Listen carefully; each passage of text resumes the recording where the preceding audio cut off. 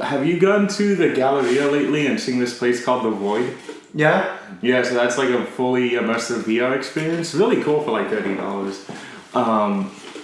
And this company, Team Ninja, made like a horror game where you're going through the World's Fair, and they're like, oh, something was let out, so you have to go. You have to go to the exhibit where the thing came out and figured out what happened, and it's literally nothing but like atmospheric jump scares, and like they don't give you a weapon, so you are being attacked by a thing, but it's like, oh no, you just have to stand there as a thing is fucking clawing at you. So I'm like, yeah, I don't want them to make this into a VR game. Dude, I would so be down to buy that. Only because, well, actually, I want to introduce this to one of my research professors. Yeah. Because like one of my professors does a lot of work with VR and everything, especially when it comes to like not only like mental impairments and everything, but how to use virtual reality to like treat or get people to fully understand like mental impairment. I want to introduce this to him and see what his thoughts are. I'm pretty sure he will appreciate this, because again I'm pretty sure when they made a conference for the game as it was coming out originally, they did just flat out be like, yeah, and somewhere in the audience is the guy who helped us do all the research. Like, we had full professionals to tell us the experience because we didn't want to bullshit it. Like how when some people do psychosis, and even people who study that are like, that's not how it works. I don't know where they're getting this research from. It sounds scary, so we're gonna go for it that way. Also, I started watching Mighty Morphin Power Rangers again. It's a magical experience when you're older and you know exactly how this show is made, because then you start noticing things. Oh, you're watching like the OG one. The OG one, yeah. I'm watching like, you know, the one that started the American one. So like Kimberly, Tommy, and like it's funny how they're like, yeah, we're in a city called Angel Grove, but then it's like, why are you guys fighting like right outside of Mount Fuji? Or there's even one where like a monster's stomping through a city and all the buildings have like Japanese letters on it. But this is like the best one. Where is it? So this is an example of there was something in one of the fights that they couldn't edit out. So you see it for a few seconds and they quickly edit it away. They quickly pull it away, but then it goes back and you still see it there. But do you see something odd about that photo? There's a kid. Yeah, there's a little Asian kid in the giant robot sequence, and it's just like, where the fuck did that kid come from? There was no kid there. There was no mention. That they should have like, they really should have made like a thing saying like, here's another kid who looks sort of like the kid in the edit footage, and that's Trini's nephew, maybe. Man, that's funny.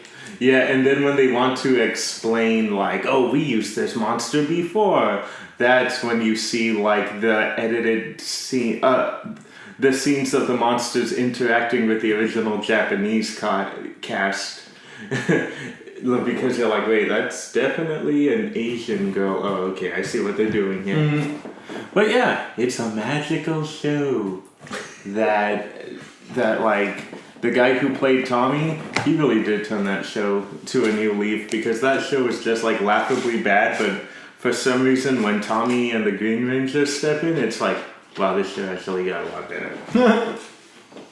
So, let's get down to it, people. Welcome to a brand new episode of Busted Mustard Productions, a show that totally was not recording for a good 10 minutes until I realized we can't use this. But it was showing Lou Scotcher here some footage of a video game that I'm playing right now and how it's scaring me.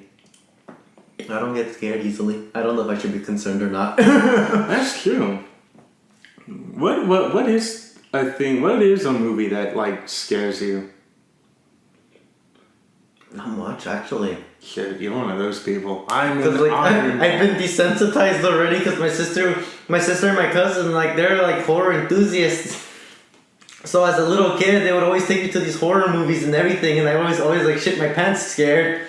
But like after a while, it's kind of like, damn, it's It's kind of like the same thing all over again, just reskinned all over. I'm like, oh yeah, that's one thing you do notice. Mm-hmm. Wait, so that's your older sister or little sister? Little sister. My cousin's the one that lives up in front.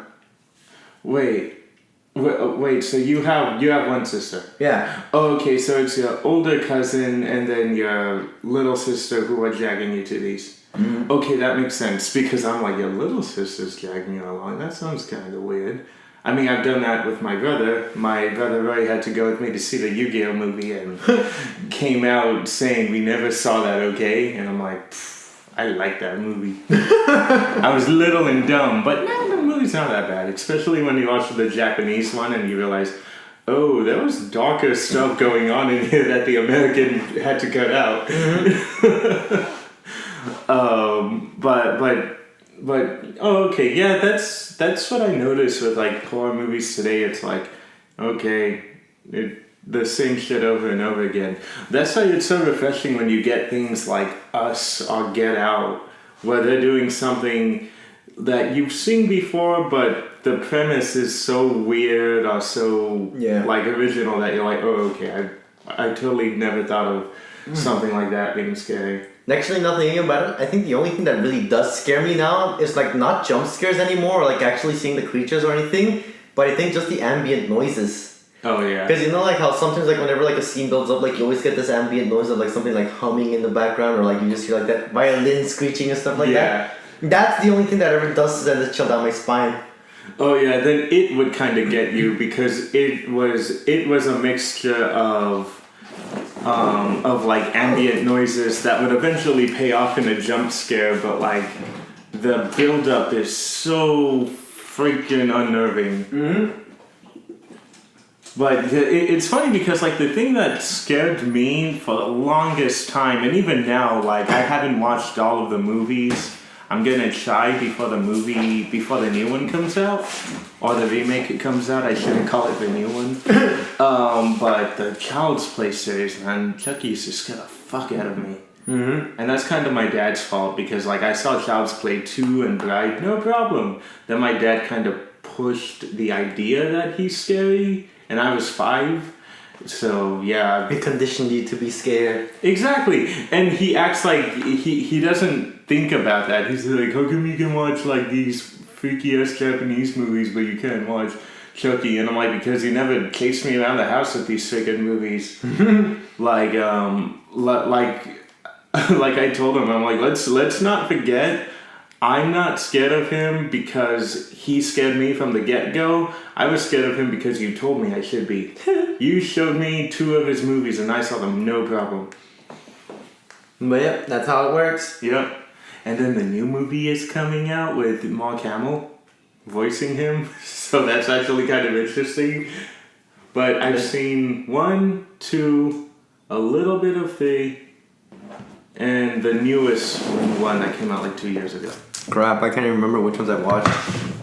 But yeah, feel free to grab them there. I have like a big ass bag over there as well. Thank you. Alright, so anyway, speaking of things that scare you, let's talk about a show that it was nothing but mass hysteria and being, even to a way, kind of being afraid of a thing just because you don't know a lot about it. Yeah, that's literally the definition of fear. Yep. I thought the definition of fear was the repeating itself over and over again. No, that's insanity. Oh, fuck. What the fuck? How did I get that? Like seriously, that definition is forever engraved in my brain because I learned that definition. Far Cry thing? Yep. I was so scared of Oz, I'm like hanging on every word and I'm like, okay, I'll remember it next time. But then you realize he starts repeating himself and I'm like, oh god, he is insanity, kill him. But I shouldn't have said that because we killed him too early and then midway through the game you get a boring villain. It's like, wait, I didn't want to kill him that fast. And the guy playing the other villain was trying so hard to be boss, but he's like, no, I'm sorry guys, I'm not that good. That's funny. So, yeah. Around there. Okay, cool. So yeah, you're right, it is being afraid of the unknown. And in Ajin, they're afraid of people who can't die. but also given the people, some of the people, not all of them, do have the ability to create these black ghosts that you can't see. Mm-hmm. And what was the particle that they said that they were made out of? Because I remember the scientists described it, that there's a particle that in order to describe them, that only ajin can see. Oh, IBMs. IBMs, there we go. Which I think they just flat out said, yeah, it stands for invisible black matter, or something like that. Yeah. But it's easy to remember for me, because isn't that the name of a computer? Yeah. Yeah. Well, as far as I know, a company. Oh, a company, okay. Yeah, let me get that tasty opening ready. But yeah, we're going to talk about easily one of the most I wouldn't really say underrated. Well, no, it is underrated, but I want to say more like underlooked, because so many people turn away from this show because of the 3D. The 3D animation. Which, for me, this is one of those shows where it kind of works for it. Yeah. Well, with how dynamic they can get with it. Like I really like Polygon. I like what they do. I like those Godzilla movies. Now I'm watching Knights of Sidonia because I realize, oh shit, that's them too. Mm-hmm. And it's the guy who made Blame. And I love the Blame movie, also done by Polygon. I still gotta see Knights of Sidonia. You know, one thing that's getting me too is like Knights of Sidonia, Knights of Sidonia, not Knights of Sidonia. Are you serious? The opening gets caught for copyright. Ooh. I better not have any problems hearing the audio. Is so thin, crispy, and cheesy. I love that opening. I know. Cheese it. Okay, it seems like it'll be unedited. But yeah, this is the video. It's just a little box in the corner of the screen. Yeah, that's how some of them get reduced to. I love that opening though. It's so good. I'd rather have this than... Oh god, they're slowing down the audio. So it sounds weird. But shit, no, what was I gonna say? Man, well, you know what? It'll come back to me. Oh, right. The thing that got me with Knights of Sidonia is that it's robots basically fighting giant versions of John Carpenter's The Thing. Yeah. I'm like, fuck yeah! I'm all over this. Okay, ladies and gentlemen, I now give you the 2017 the 2017 3D anime created by Polygon Pictures. Ajin. I'm like, I forgot the title.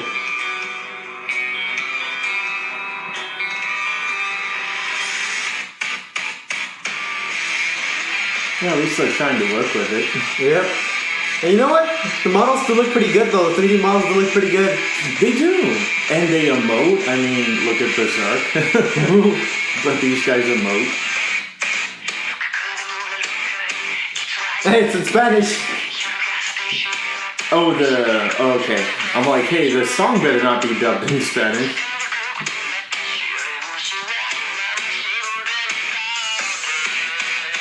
I like how it's not much of an opening, it's just like footage from the show. Yeah. Which is really rare. Oh, she's my favorite. Yeah. The dubbed voice actress also kind of makes that character even more adorable. I mean, the Japanese voice actress too, but I have like a thing for the American voice actress, so I'm like, oh fuck, it's being voiced by her. That just makes it cute. No, for me, what I love about her is just her like how she like realized she had the powers. Yeah. Cause like I think what was it, like she was in an abusive household. So she tried to kill herself, and her parents like saw her dead and get up, and like the mom's like, oh god, she's an Ajin, and the dad's like, fuck yeah, her body's worth money. Let's call the government. Also, second season, one of the few 12-episode animes to actually have 2 openings. Right? Yeah. Which is funny because I really like the second opening, and the third opening I'm like, yeah, it's alright. It's alright. The first and second are good.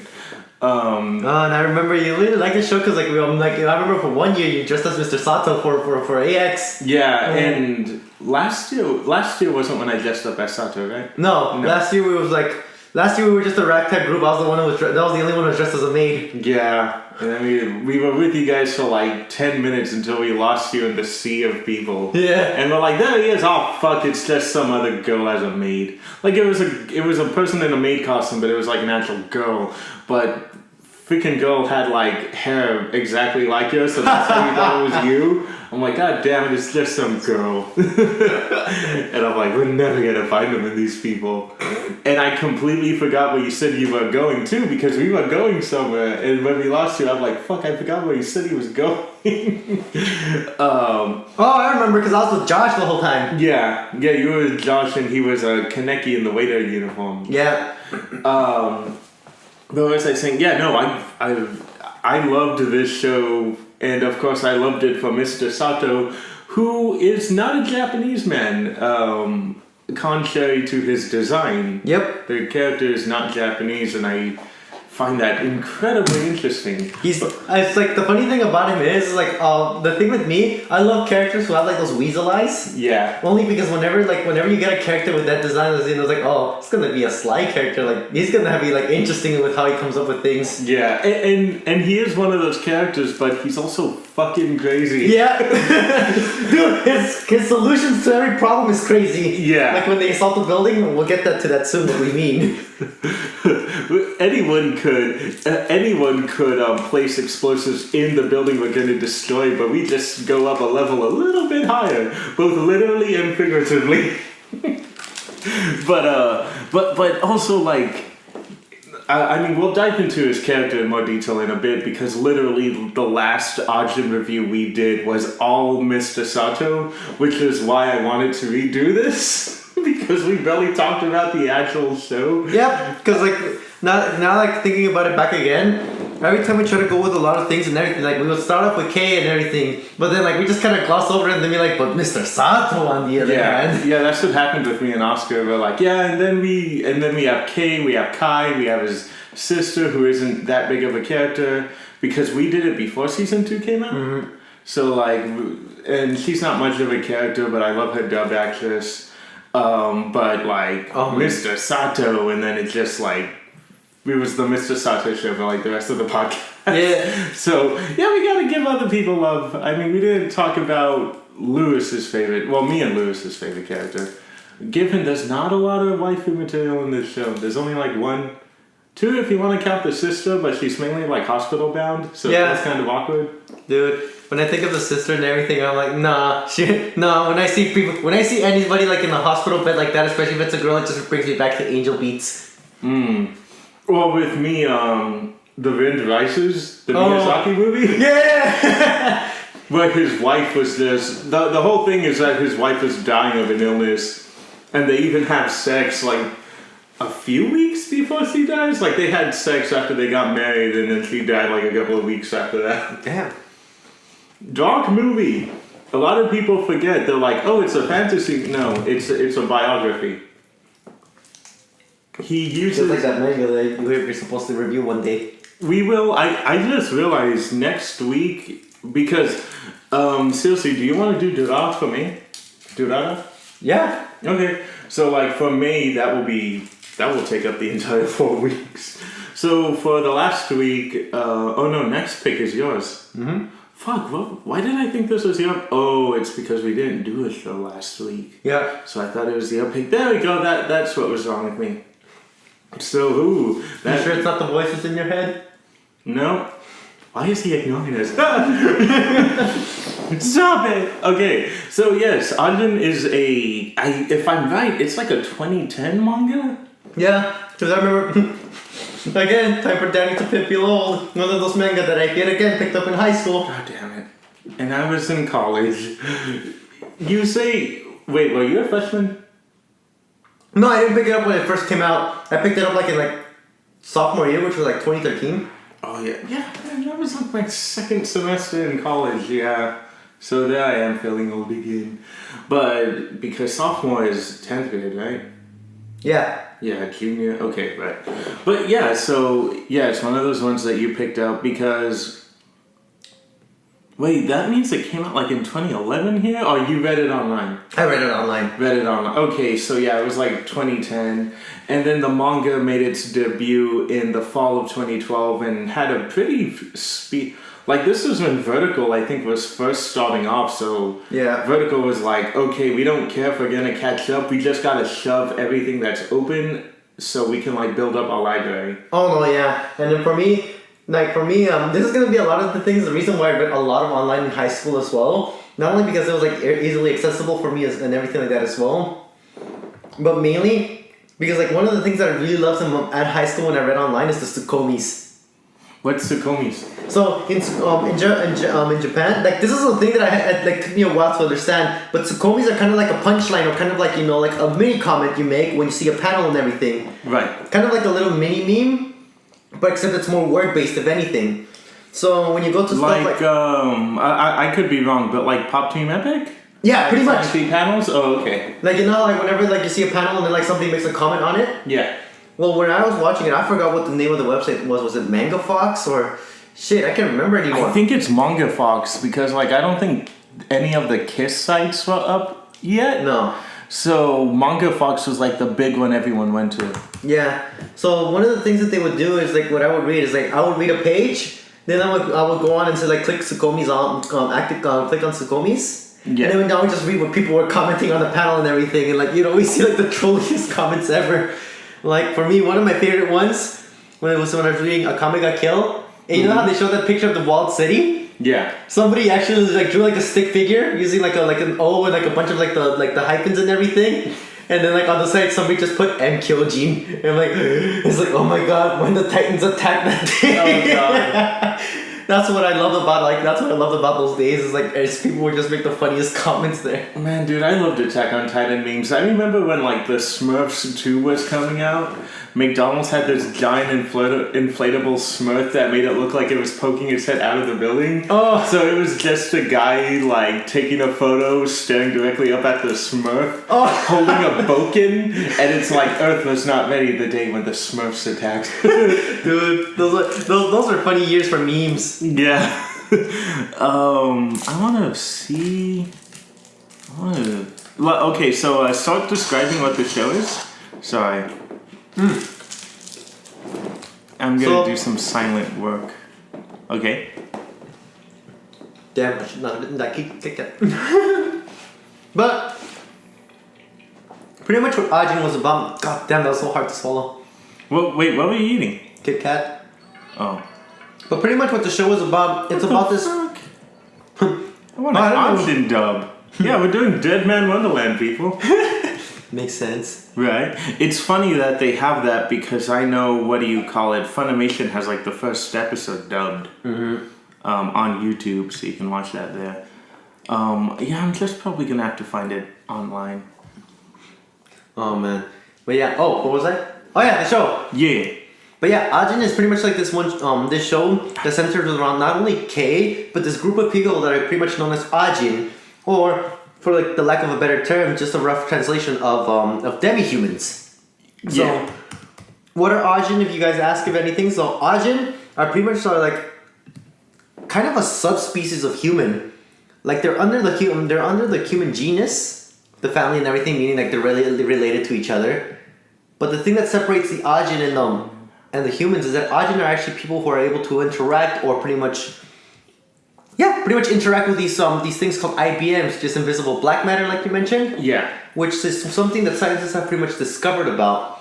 And it's pretty much one of the biggest secrets into why these people are immortal and everything. Mm-hmm. And as you see in the first episode, one of the things like how they discover him is when their soldier goes to war and everything, he just can't die no matter what happens to him in every conflict. Yeah. Hence earning him like the title of a god of war and everything. Yeah, if I remember correctly, because of what we learned in season 2, it was like that soldier went to war, they had an Ajin in custody, and then he's like, man, that would be cool if I was an Ajin. So probably by one point, he found out he was an Ajin, went to like a rebel base and just started mowing them all down. Yeah. And that is, again, this is why I wanted to like try to pull up some video evidence and all that. But that opening is so fucking well directed, dude. Oh, yeah. It's a net. Oh, yeah, that's right. It came out on Netflix. Yeah. Oh, hello. It's one of those monsters! When they're fighting this was in Africa, wasn't it? Monsters! Yeah. Yeah, I think, it was somewhere in Africa. Because it was one of those cases where it was like rebels fighting the government. Mm-hmm. So this is just like a U.S. soldier wiping out the rebels.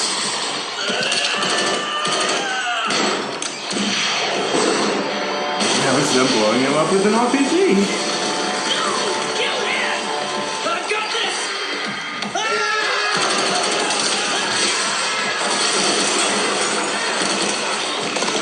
Just the whole time, a cool face on that guy's head.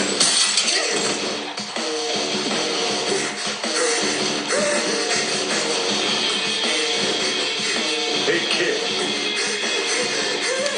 Get back there. He's a soldier of God. He's got to win. I said get back there.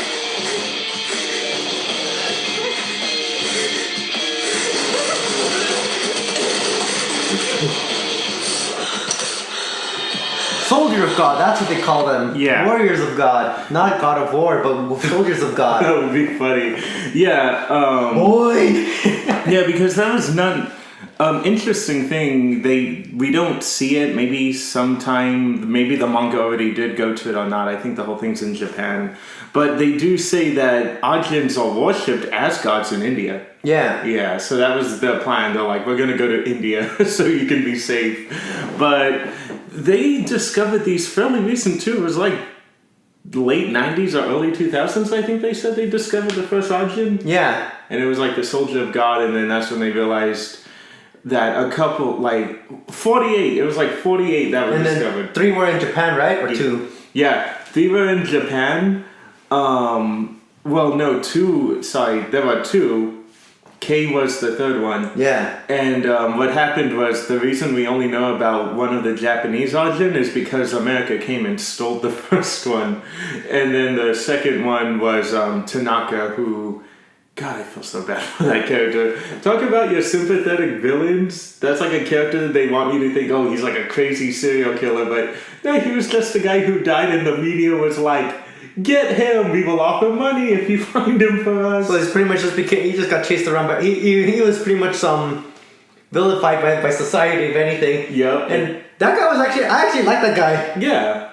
And then the government found him and was like, they experimented everything on them. He's actually one of the reasons why the anti-Ajin force has their weapons, because they tested all of them on him. Mm-hmm. But yeah, sorry. So like you were saying, it opens up and it's these African soldiers fighting this guy, and it eventually ends with like him getting mowed down by an American helicopter and like getting picked up and carried off. And we then head towards Japan, where we're focusing on a character named Kei Nagai. And I think the only reason I can remember that name, because I'm bad with names, is because of just the amount of times they say the name. Yeah. It's one of those names where they almost never just say Kai. It's always Kai, like Kei Nagai or Nagai. It's always like one or the other. Yeah. And pretty much like what the thing about him is everything is like, he's pretty much like a really like smart person and everything. Like, like this is somebody who's like going to be successful, like who's gunning to be successful when they grow up and everything. So he's all about the grades and everything. Yeah. Because he has a mom who's really pushy. She doesn't believe that she believes that if you want to have friends, go ahead, just make sure they're within your best interest. Yeah. Like, if they're not driving you towards your goal, then you are not allowed to be with them. Which is an example, because one of the big things they show us almost immediately is Kay had a best friend named Kai, voiced by Bryce Papenbrook in the dub. The Eren Yeager guy, and I forget what else he's been. But yeah, it's... You mentioned him a lot of times. That's all I hope. That's the only reason I recognize him, is you mention him a lot in this show. And I used to have like a burning hatred for that guy until I forget what he was in, but he was in something that really blew me away. And it was a dramatic performance. It wasn't like his typical shonen hero stuff he's in. Yeah. But But yeah, it's like my opinion on him changed greatly, and he's really good in here. The character sadly is not in it enough because he gets detained pretty fast throughout most of the series and disappears. But he had a best friend named Kay and Kai, and to this day it was like the closest thing to an actual friendship he had. Yeah, they'd go out, they complimented each other pretty well. But if I'm right, the dad committed a crime and got arrested, right? I believe so. And then pretty much like from then on, I think it was like. It was the mom that was like, "Give me your phone." He's like, "Why?" And it's like, "I don't want you talking to Kay anymore." Kai. God damn it! This is what happens when your main character and side characters' names are so close. Anyway. Oh my god, man! And like. This reminds me of one of the things like back when Tumblr was a thing still. What? But like I remember like one of my friends made me a Tumblr, and while I was reading and everything, like somebody had made a post about ajin being a yaoi, which like for me I was like, the fuck? Oh dude, if there's a main character and a side character who are both men, oh yeah dude, they're gonna be super yaoi the fuck out. No, they didn't yaoi the fuck out of it. They just said the main focus of the show is that it is a yaoi. Oh. And like for me, like the manga, and I was like, the fuck? Because I was like, I'm reading this right now, and I'm like, I don't see it. Yeah. Yeah,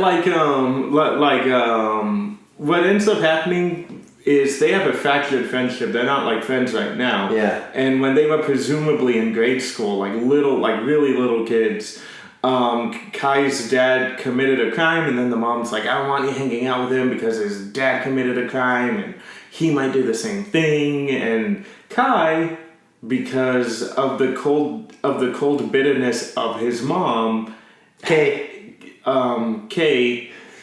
Turn drinking game out of this, folks. Okay. No, not you. I need you sober. Kay, due to the oh god, he's going to his fridge. Oh, I'm just gonna get water. Okay. You want water? Yes, please. Due to the cold nature of his mom, Kay is also just as cold and unfeeling as her. So he straight out says, "There's no, that's not fair. There's okay. I'm only friends with him because he doesn't have anyone else." It's like, and his little sister, who is presumed to have a thing. Like this is a fan assuming, not the manga's giving us a lot of hints, but it's presumed by many that she has a thing for Kai.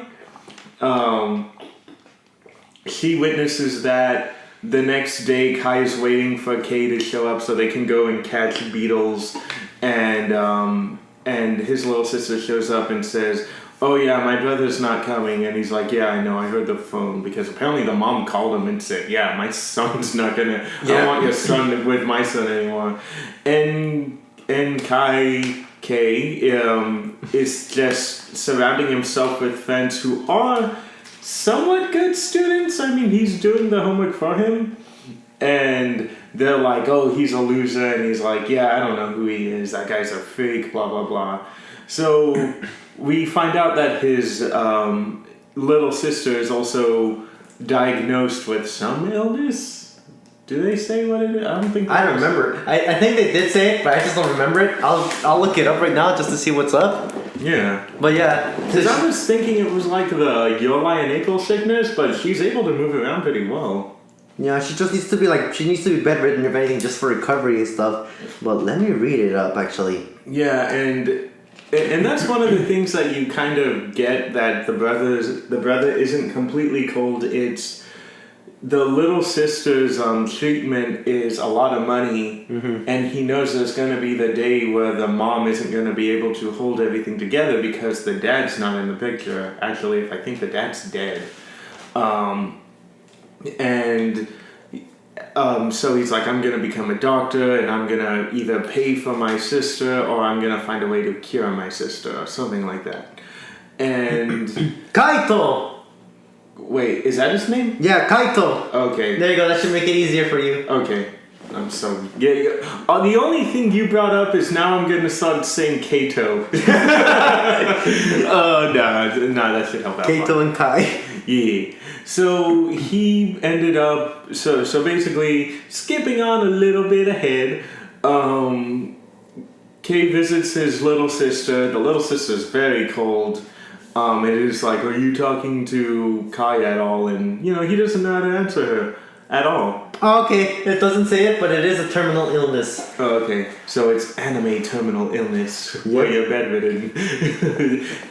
They don't want to say it's cancer. They don't want to say it's anything else. So from this point on, we're just gonna say she has a really intense case of the measles. The case, even though she gives no sympathy. I just like. I know the measles can be a really serious illness if not taken directly, but that name has always made me laugh. The measles? Yeah, the measles. I always, honestly, little grade school Danny, little elementary school Danny, honestly thought it had something to do with getting a sickness from weasels. But so, this is my way of thinking. If it rhymes, it must be related. Get that, but also me, then a weasel got me sick, so measles. Again, I was in elementary school. That caught me off guard. Cut me some slack. I was a stupid kid. That caught me off guard, but I can see your rationale somewhat. No. I'm 100% okay admitting to the fact that I really was a stupid kid when I was growing up. Even hearing that now, I'm like, man, I'm 25. I'm a fucking dumbass. Oh shit, you're 25? Yeah, I'm 25. Oh, I forget you're in your mid-20s. I know. I'm still living with my parents. I mean, what? Anyway, going back to the show. He does care about her, but even he will admit that I do not know if I'm doing this because I care about my sister or if this is the way I know people usually act. Yeah. Like, he's very distant. And were you able to diagnose him while watching the show? For him, diagnose him. That's right, the psychology aspect of him. Yeah. For him, it's not a matter of like mental disorder, but just the way of his upbringing. Only because for him, especially the way his mother raised him, is she raised him to just follow like society's like rules or norms and everything. So for him, it's less more of like he does something because he feels that way. He does everything only because he says like, oh, this is what society would do, or like this is what society would deem as normal and everything. So when he sees his sister and everything, like how you were mentioning, he's having trouble deciding like, do I really sympathize with her, or am I only doing this because society deems that that's what a brother should do for his sister? Yeah. It's a really dark thing, and he's kind of like a robot, pretty much. Yep, and it really does have the what I was pointing at when you were talking. I'm like, yeah, that's a character in Imperfect Girl over there. That is exactly what's going on in Imperfect Girl, if not a little bit more extreme than what's going on in here. Oh, dude, it's really bad. It is really bad. But yeah, so this whole time he's thinking about that, and then we get an appearance from everyone's favorite anime trope. Hopefully, it's here. Oh, Truck-kun? Yeah. Oh shit! This happens later than I thought. Yeah. Because, like, remember, when that happened, that was the end of episode 1, and that's when close to episode 1, and that's when it leaves a little bit of a cliffhanger. Yeah, I think this is it. Yeah, here we go. Everyone's favorite anime trope. Could that be?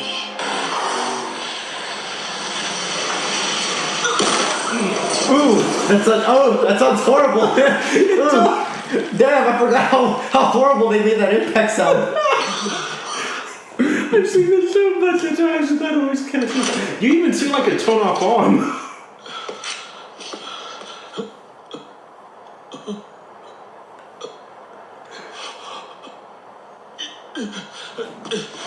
I really love how careful they are to show that. It's a red light! It was that kid's fault for running out, right?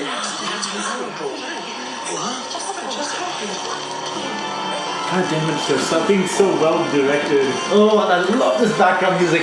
This is my favorite OST so far. Yeah. This is the guy who did the music in Psychopaths. Yeah.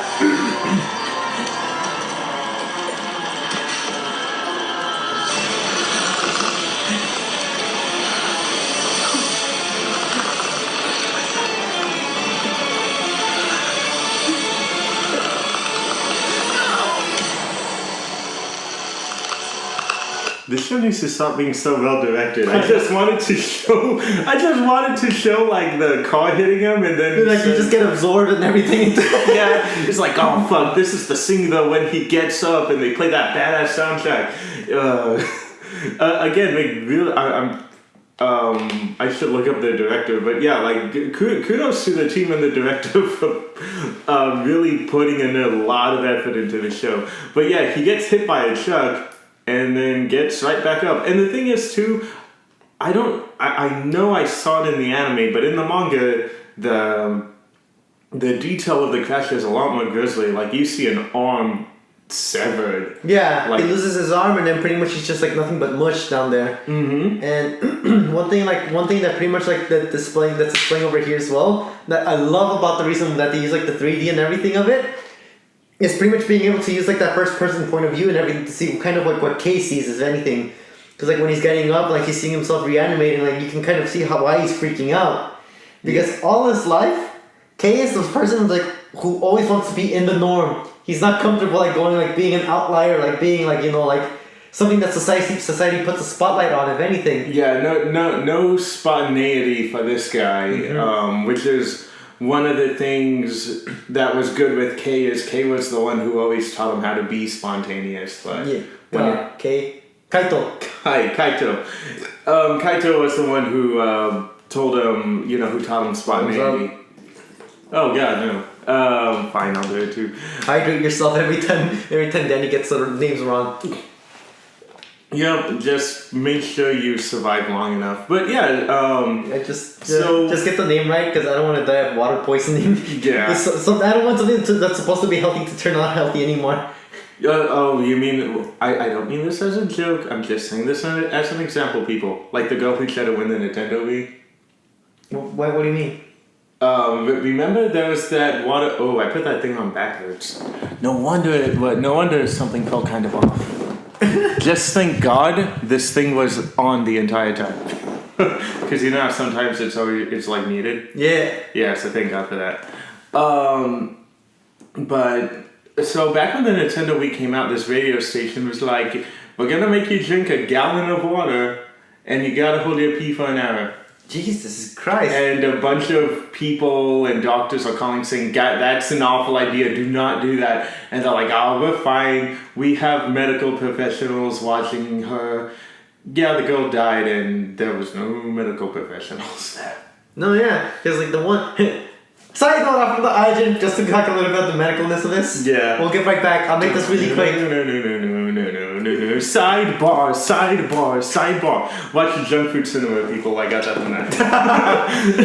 But yeah, so like remember, water's okay until you start drinking too much, which is pretty much where you start getting water poisoning. Mm-hmm. Now... Danny just drink enough right now to kill a small child. Oh god, no! I forgot how water poisoning works. All I know is that it's bad for you. And what's worse is about the bladder holding, if anything. Especially if you need to hold to go to the bathroom. Yep. Because when your bladder tells you need to go, you gotta go. Because like that's your body telling you like, okay, it's at capacity. Any more than that, it's unhealthy. Because if you hold it for too long, your bladder can burst. Yeah, like drinking a gallon of water and then holding it for an hour. What the fuck was wrong with those people? I didn't think that was a good idea. Like, look at this. Does this look like I can hold a gallon for an hour? Exactly. Isn't like the bladder only about this thing? Like it's a very tiny thing. It's tiny and it can only expand so much until like it's pretty much like a water balloon. Yeah. Like you try filling up a small water balloon with a gallon of water and see if it doesn't pop. Mm-hmm. That's pretty much how it's gonna go. Yeah. So anyway, back to the show. One of the bad things about Kay finding out that he's an ajin now is one of the things that will pop up in the video a lot are these. And again, this is the great thing about the show is how they dive into social media, because how often was it when you were in high school someone would be like, guys, go to this site and you'll see like a guy getting decapitated. Oh, yeah. Yeah, like I remember there was a video going around my school where it was like a terrorist like decapitating a guy or something like that. Oh, the ISIS videos where like they would like really they would just cut a head off and like they just fling the head off. Yep. Yeah, like videos like that, and I blame my teachers for that only because like they were the ones who kept pushing it. God damn it! What the fuck? Because like my teachers are the ones that's like, yeah, ISIS is doing all these horrible things. Like, just look at YouTube and you'll see what they do. And then like that's how it spread in my school. Okay, well with us it was none of that. It was just like the people finding out and then like, hey guys, check out this site. So yeah, it was a lot of grim stuff. So yeah, videos like that circulating in Japan and in classrooms of the supposed testing on ajins. And they're horrifying. They like tie the person up as a mummy and it's, okay, let's see if we shoot it in the head. Oh look, it's dead, it got back up. And then we find out they do other horrible things like doing a full body, I was gonna say vasectomy, I'm sorry about that. Dissecting them. Yeah. While they're alive and seeing how long they can survive, seeing while the body's open. And some of those videos were of Tanaka as well, if I remember correctly. Mm-hmm. Some of those videos like feature where Tanaka had to go through and everything when he was captured. I think by the time K was discovered, the Hat, as we know him right now, the Hat had actually just broken him out. Mm-hmm. Because now that since K was out in the open again, he knew this is going to be the perfect time to do what he wanted to do. Yeah. And so yeah, a lot of the videos were Tanaka, but then there were a lot of, there really was a thing about, yeah, these are fake videos. This is a fake video, that someone saw a real video and reenacted it.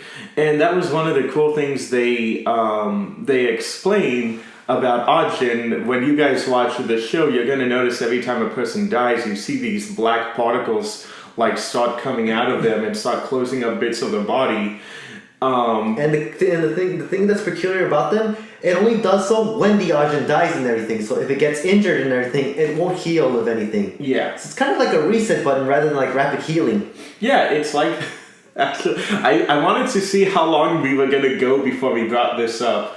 But it's a lot like that manga in Immortal Hounds. Oh, Except it was the exact opposite of ajin. Yeah. Where it's like, okay, so in this world, everyone is basically immortal, and if you die, you're a fake who needs to be killed, like, right now. Yeah. And, Ajin's the opposite of pretty much Immortal Hounds. They're like, no, there's people that are immortal, they're different. Yeah. The mortal people, they're the ones that need to go on the run now. Such an interesting idea for a manga. I really should have kept up with it. Did you try keeping up with it? I know you had like the first volume. I'm still keeping up with it. Oh, okay. I have like 5 of them so far. Oh. And I've already found my best girl already. I thought your best girl was like the main one. Or was it another one that showed up? No, it's another one that showed up later on. Like, she was at first, but then another one showed up like, no, that's my woman, that's my type of woman right there. I gotta keep up with that. I need to keep up with like Made in the Abyss. I have all of the mangas that are out here. I just haven't read any of them yet. And like Volume 5 has them fighting one of the white whistles, and I'm like, what the fuck is going on in here? Okay, I gotta read these tonight. But yeah, that was the thing that I really liked in Immortal Hounds. It was like, oh no, you're coming down with a cold. Okay, let's fix this. Like they kill him, and at one point he's not dead in the manga, right? But like the guy that the series opens up with, who was dating an immortal girl, he got sick at work and was like, no, that's okay. I'll go home and I'll do it at home. Mm-hmm. But so that was just because of how RDS works. Yeah, so they didn't. So that's one of the ways they tracked him, is they realized, oh, he was acting weird every time they wanted to kill him to, make him feel better, or like, why would he nurse a broken arm if he could just kill himself and have it reset? Yeah, and that's one of the things that I want to know more with the IBM though, is if you remember later in season 1 when the Sato gathers his army, there's a guy with a bum leg, and he says no matter how many times he kills himself, it's always like that. I guess if anything, because like the thing with Ajin and everything, and this is where I kind of like a lot of like the medical aspect of it as well. The way they work is like they don't work as like they're different. They're a different kind of immortality compared to the ones from Immortal Hounds. Whereas Immortal Hounds completely restores the body in like a peak condition and everything. Like even takes the blood back. Like if someone blew your veins out, the blood and everything goes back inside you. Yeah, whereas with Immortal Helms, everything pretty much restores it back to where it was, like at a peak condition. IBM here in Ajin only restores the body like as it was previously, if anything. So if the person say had like a degenerative disease or something, or anything that affected the body in any way, like say they had arthritis, no matter how many times they killed it, if anything, the IBMs would pretty much just restore it to what they knew what that person had previously. It wouldn't be able to heal them or like be able to fix them. Yeah, and from what we get here, it's not in Immortal Hounds, it very much was a genetic thing. Yeah. And in Ajin, it might still do not know how much we know yet, but as far as we know, it might be a supernatural thing because the IBM seems to be the thing keeping them alive and not the body itself. That's why the government hasn't yet found a way to figure out what's causing this because they can't see what's causing it because they are on Ajin. Exactly. And pretty much one of the things about Ajin that I really like writes on that really got me like my attention when I first started reading and watching it later on is that they actually started classifying them as like a subset of humans or like probably like a new branch of humanity, if anything. Yep. Because you know how you have Homo sapiens sapiens and everything? They're pretty much thinking of Ajin as like something that's like that point where you divert from the tree. So time for genetics, if anything. Yay! So evolution. So if you're not into evolution or anything, cover your ears because this is what this theory pretty much bases on. So in any form of species and everything, you always have this genetic tree, and just like a tree and everything, you have the trunks, its branches, and then the leaves where it starts to split off and everything. Mm-hmm. Now, the reason why they use trees when it comes to describing evolution and everything is pretty much because no matter where you start off, everything is related at some point before it starts to become different. Yeah. Like with the first, like the common ancestors and everything, like the germs and everything, like bacterias and then like all the other things as well. So when you're starting with humanity, remember this: we weren't the first humans. There was a time when there were 3 races of humans before we kind of dominated them. So there was us, there were the Cro-Magnon, and then there were the Neanderthals. Oh, I remember that from all the way back in middle school. Yeah. So those were 3 people who those were 3 races that branched out from a common ancestor. The only reason they went extinct is because the Homo sapiens, which was us, managed to outcompete them and everything, and pretty much drove them to extinction. Mm-hmm. Now with the Ajin, now that in modern society and everything, like the thing that this could be like, even if whether it's like a paranormal thing or if it's maybe like something that's developing like in the genetics or anything, whatever, they're starting to split off from humanity, if anything, kind of like starting a new branch, if anything. Yeah. So they still share the same common ancestor with humans, but there's something else that's making them different, which is the IBMs. Yeah, and we haven't seen an Ajin. We haven't seen kids of Ajins yet in this show. We know there was a dad who got kidnapped.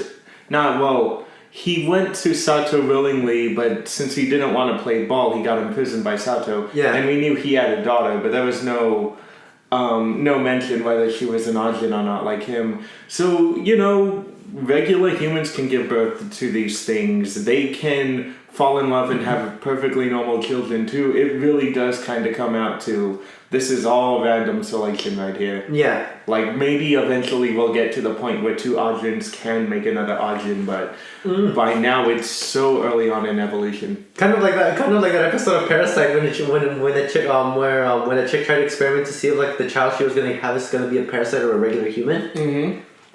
And they know.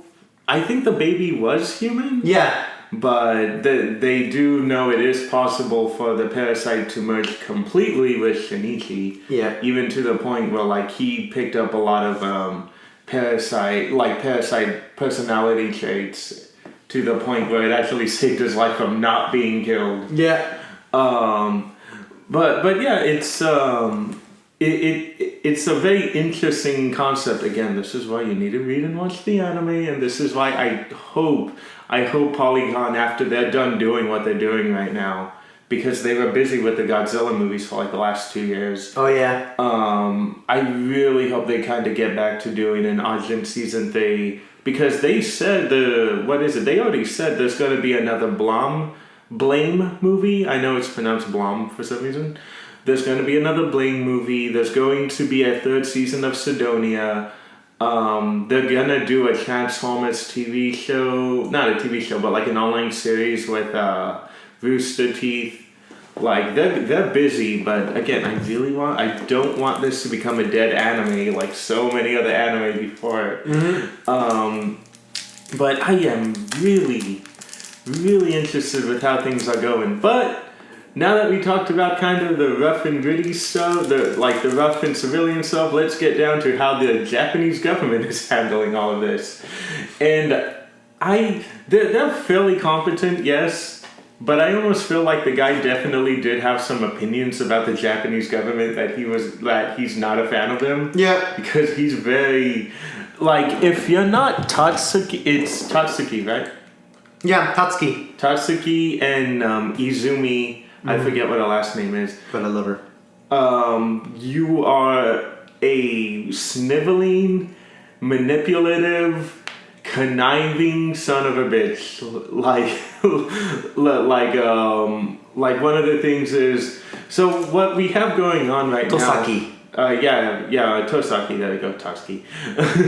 So with Tosaki, he is a young, he's basically a young government official who works a part of the Ajin branch. Every time an Ajin is on the loose, it is up for him to personally put together, work with the law enforcement agencies to try to capture this thing and send it back. Even though one of the things he's doing that they have no idea about is he has a more or less a pet Ajin named Izumi, who is a possibly maybe a few years older than Kai. I don't know how old she's supposed to be, but I know she's definitely a young woman. She is. It doesn't say her age. If you want, try the wiki fandom. Yeah. But she's a very young, and again, waifu material, young woman, voiced by everyone's favorite Christina V. Who's Christina V? She's the miraculous ladybug, okay? That is what she's famous for, but she will always be God damn, she's short. She's 155 centimeters? What is that, like 5? Around. She's really short. Oh yeah, I forget that's her in the manga now. No age. Name, kanji, Izumi, appearance. So, yeah, she will always be Homura Miki from Madoka Magica for me. And Puck in Seven Deadly Sins. I love her as Puck. She's the big talking pig. Also she's Killua. Okay, that was the last one. Also, she is the first Black Ranger in the Power Rangers universe. Whoop whoop. First female Black Ranger, my bad. Okay, getting back to it for real, guys, I'm sorry. I'm a really big nerd when it comes to these voice actors in anime.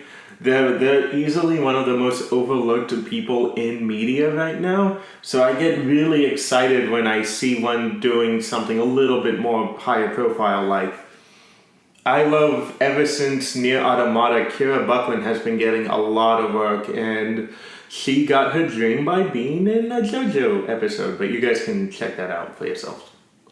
No, it doesn't say her name and her age. They probably want to keep it inconspicuous. They just want to be like, alright, we'll keep it a secret. But she must be in her 20s, if anything, only because she's working with you, and like he's pretty much working for like the Bureau of Health Labor and something like that. Yeah, and also, I think they're not flat out dating, but she is kind of returning that one guy's feelings, who is like the age of K. Yeah, and then because I don't know for if anything like you, the thing with you is that his girlfriend is comatose. Oh yeah, his fiance. Did they ever say in the manga where you left off what caused it? We know it was an Ajin thing, but they never said, was she attacked by an Ajin? Was it an accident caused by an Ajin? It's something to relate it with the IBMs, if anything. Like just interacting with her. I forgot what the exact reason was. Just because, again, this was a long-ass time ago, and I couldn't remember completely from the show either. Yeah, I just hope it wasn't something, like, too mystically bad. I don't want it to be like, yeah, so an Ajin headbutted her, and we all know what happens when an Ajin headbutts another Ajin. Yeah. Imagine if that happened to a human. could be really bad. But yeah, he has a thing. Actually, that's a good thing you brought it up. So Mr. Toseki, he has a unbelievably bad hatred for Ajins, and the only reason he's keeping around Izumi is because he's putting his life on the line. But he also realizes how fucking corrupt the Ajin Bureau is. Yeah. Like, this is definitely a dog-eat-dog world. You have a guy walking around with a firearm, and the only reason he has a gun is because he paid people in the black market for it, and the Bureau knows he has it, but they're not doing anything about it. They're like, yeah, he has a gun, whatever. But he's keeping her around for protection, and absolutely will not hesitate to be like, if you don't play ball, I'm gonna make sure you're on that table next. Do not play with me. No, yeah, because the thing about Ajin and what makes them so valuable is because, again, these are people who are like immortal or like able to like pretty much defy the laws of death and everything.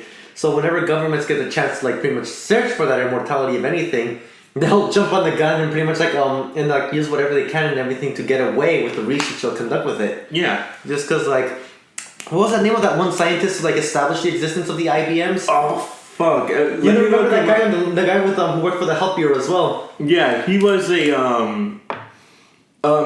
Japanese researcher who was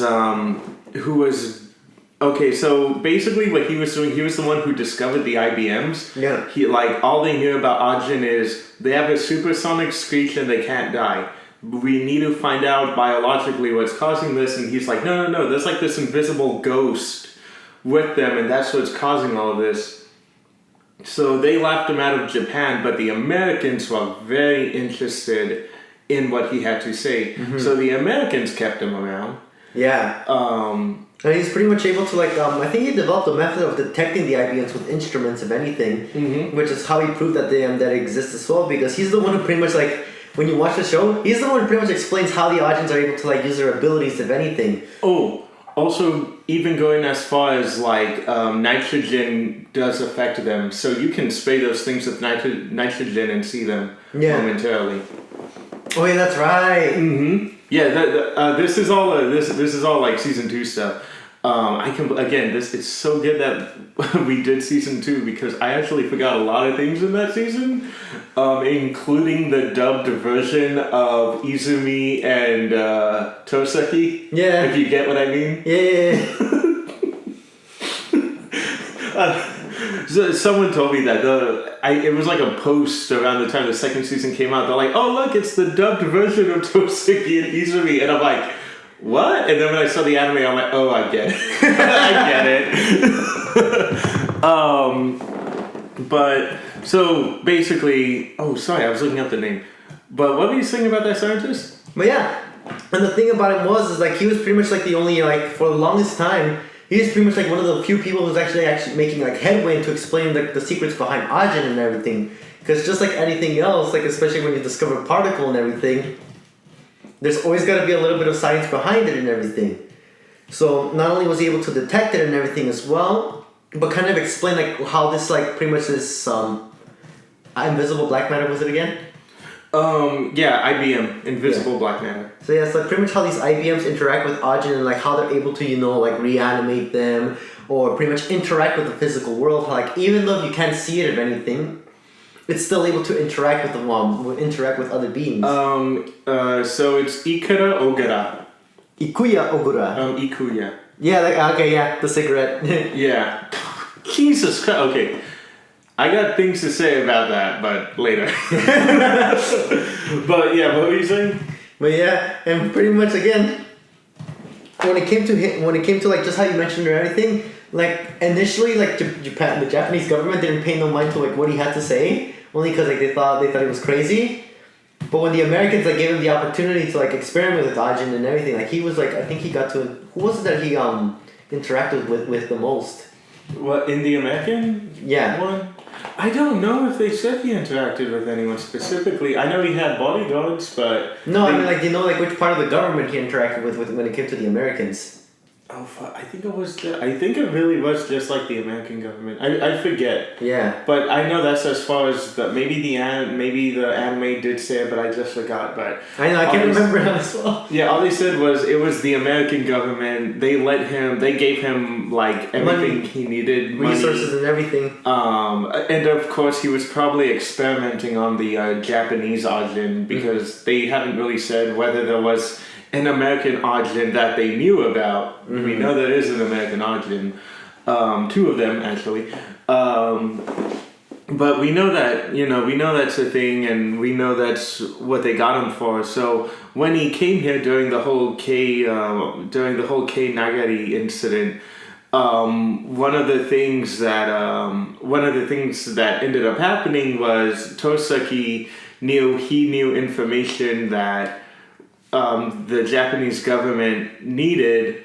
But again, he's a smartass, this guy. Yeah. So he was not playing ball with him. So his whole thing is, okay, so I'm gonna cut you off during this big attack going on right now. I'm gonna kill your guy with an unmarked gun, and then we're just gonna kidnap you and torture the fuck out of you. But it is interesting. Again, very, very pessimistic view at the Japanese government. Just seeing how easy it is for them to lose things like that, and how easy it is to kind of like, oh yeah, there's a doctor who is supposed to show up that day, but he got torn up so bad during the Ajin attack that what's his name ended up using that to pose as the dead body of the scientist and use fake dental records to prove it was him. Yeah. What else? So pretty much like after that, if anything, when K became like, once K, because like again, what we're trying to avoid is like not making it the Mr. Sato show again. Yeah. But like with K, if anything, like after pretty much being like outed as an ajin and like knowing like now he's an like outsider from society, pretty much tries to escape if anything. Because like because like the one thing is like when his mother finds out if anything. That's kind of like where she kind of literally throws him under the bus, even though he's like already got thrown under a truck already. Yeah. Actually, a lot of people would argue that was an embraceful hug. And then his friends as well, man. Dude, they're like legitimately like the second they find out he's on Ajin, they just kind of like say like, nah, we never knew about it, but like, hey.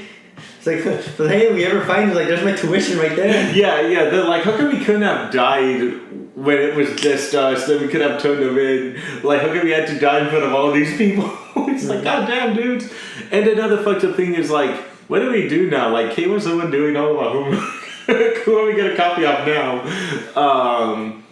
But yeah, it's like the mom even goes as far to being like, I had no idea we had one of those monsters in our home. And I'm like, Jesus Christ, lady, did you love anything in your life? Mm-hmm. But one of the coolest fucking characters in the show. Not the coolest character, but fucking Kai, dude. It's just like Kaito. It's just like, hey, what's going on here? Oh man, this kid called K Nagari, he's an ajin. Oh, okay, I'm gonna go home. And then he just like, K gets a phone call and it's Kaito, and he's like already packing a travel bag. Didn't even call him first. He just knows I'm gonna look for that guy and get him out of here. Yeah. I'm like, you are the coolest fucking friend in anime, like, of 2016, dude. That is the single most coolest fucking thing I've ever seen. I know, and he was really helpful to him as well, because like, at this point, like K is pretty much doesn't know who to trust anymore. Like he's kind of like right now, like if anything, like the thing that's going on in his mind is like, well, like I know, like I've seen the videos, I've seen what they do to Ajin and everything, but that's not gonna be me. Like I need to prove that I'm normal, if anything. Yeah. And when Kaito comes in, it's kind of like Kim's like, look, I'm not gonna hurt you or anything. Like even though like you estranged me from school, like you pretend like we don't know each other anymore, like I'm still gonna help you out. Well, you know one thing I noticed from the manga and the anime, I don't even think Kei went to the same school because his uniform is like the black turtleneck uniform. Yeah. And Kei's is a very Kaito. No, I said K. You said Kaito. Kaito was the first one. You said K again. Oh, okay, damn it. So anyway, Kaito had a black uniform with the turtleneck, and Kai's was K. God damn it! Stop repeating myself. So K's was basically a white button-up with some black pants. Yeah. So they definitely went to different schools, but it was that they see each other around the town like all the time. Yeah. And I'm pretty sure they're still neighbors. Like, they live fairly close to each other. And yeah, he's ghosting him, not even treating him like a person. Straight out, Kay even apologized to him about what he said when they saw him, because I'm pretty sure Kaito did hear him call him a freak. Yeah. But again, it's one of those, okay, my ex-friend who treated me like garbage is an ajin. Okay, gotta pack up a travel bag. I'm gonna get my little scooter and we are gonna get the fuck out of here. And I think... Was it a scooter? Didn't he have a bike? I think it was a bike. It was like a motorbike. Yeah, because like I remember Kaito had the bicycle, which was like one of the things I'm like, damn, it's so badass. Yeah, and and one of the things is Kaito knows how to fight too. He's a little scrapper, and I think that's one of the big details you notice about the uniform is that uniform is very public school oriented. Yeah. So he probably went to like a really bad school. If anything, Kaito was probably from Crow Zero, if you ever heard of that. Yeah. It was just nothing but school fighting. That is the origin. He is a character from Crow Zero. I only know about that because of an old Takashi Miike movie. But he's he knows how to fight, and that comes in handy because they're being chased afterwards because like there are people on a truck that were like who pretty much want to hunt down Kay because they know how valuable it is to turn in Ajin to like research committees and everything. Yeah, and they were also in the process of probably selling off or just flat out raping this girl. But they had like a high school girl who was a hostage in the back of the truck, and she was not kind of along for the ride. She was forced along to the ride when they were chasing after them too.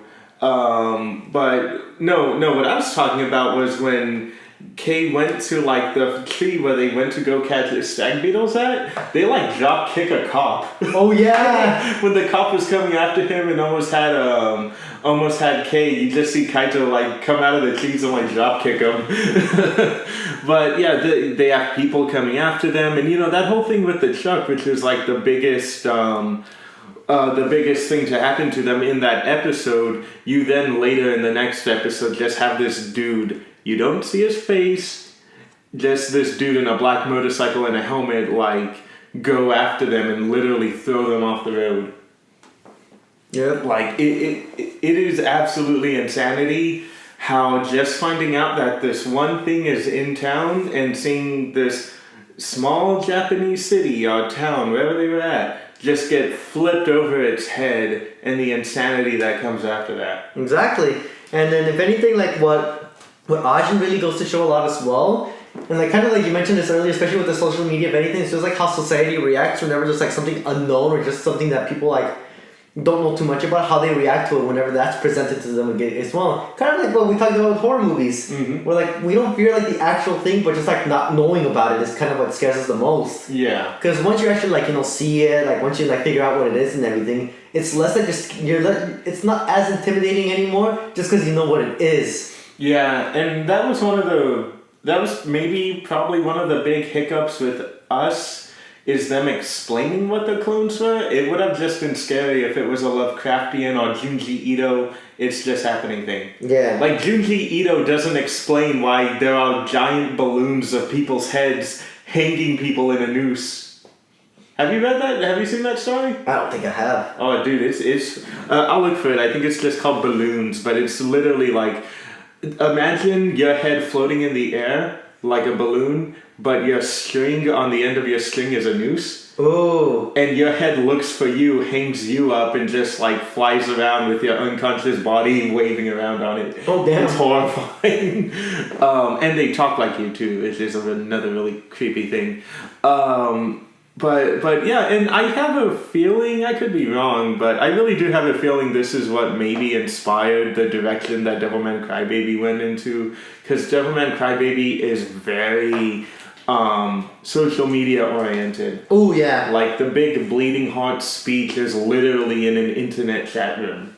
Yeah, and pretty much just saying like, again, showing that aspect, giving that realism to how people would actually comment on videos like that as well. Like you have the people who would troll around, you have the people who would say like, nah, this can't be real. Like you can obviously it's edited and everything. Yeah. And then you always see the other people as well who would just be like, you know, kind of like just show exactly like what they're exactly thinking. Like, oh man, it's like it's something different. Like we should probably cast it away or do something with it. Yeah, and like that was one of the big things too when Sato was like, okay, we gotta bring an army. So what ends up happening like later is Kei meets up with Sato because Sato and Tanaka ended up kidnapping his sister to lure him over to them. But you know, since Sato was like, well, there's nothing really we need it for. So after we get him to show up, but just send her back to the hospital. And he talks to him and says, yeah, so basically I'm a person who helps Ajin. Look, I will help you get a normal life, but if you're ever caught, ever exposed, ever abducted, that was redundant. If you're ever caught, just please, just know that I will do everything in my power to get you back. Yeah. So add little stupid Danny, not knowing who this guy was, was like, oh, okay, because again, all of the trailers really did kind of make him off to be a good guy. Yeah. It also doesn't help that the Japanese dub gives him a very goofy voice. And it really Japanese dub or what? Sorry, the Japanese version, the original Japanese dub.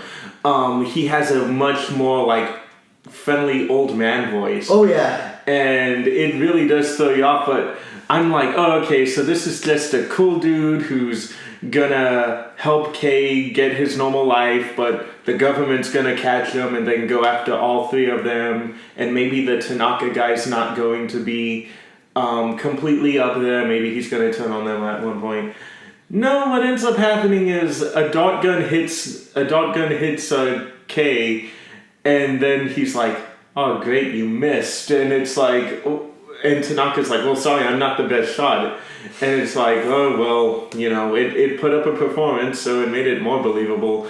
But yeah, so we'll just send him over to them, and hopefully this will get him on our side.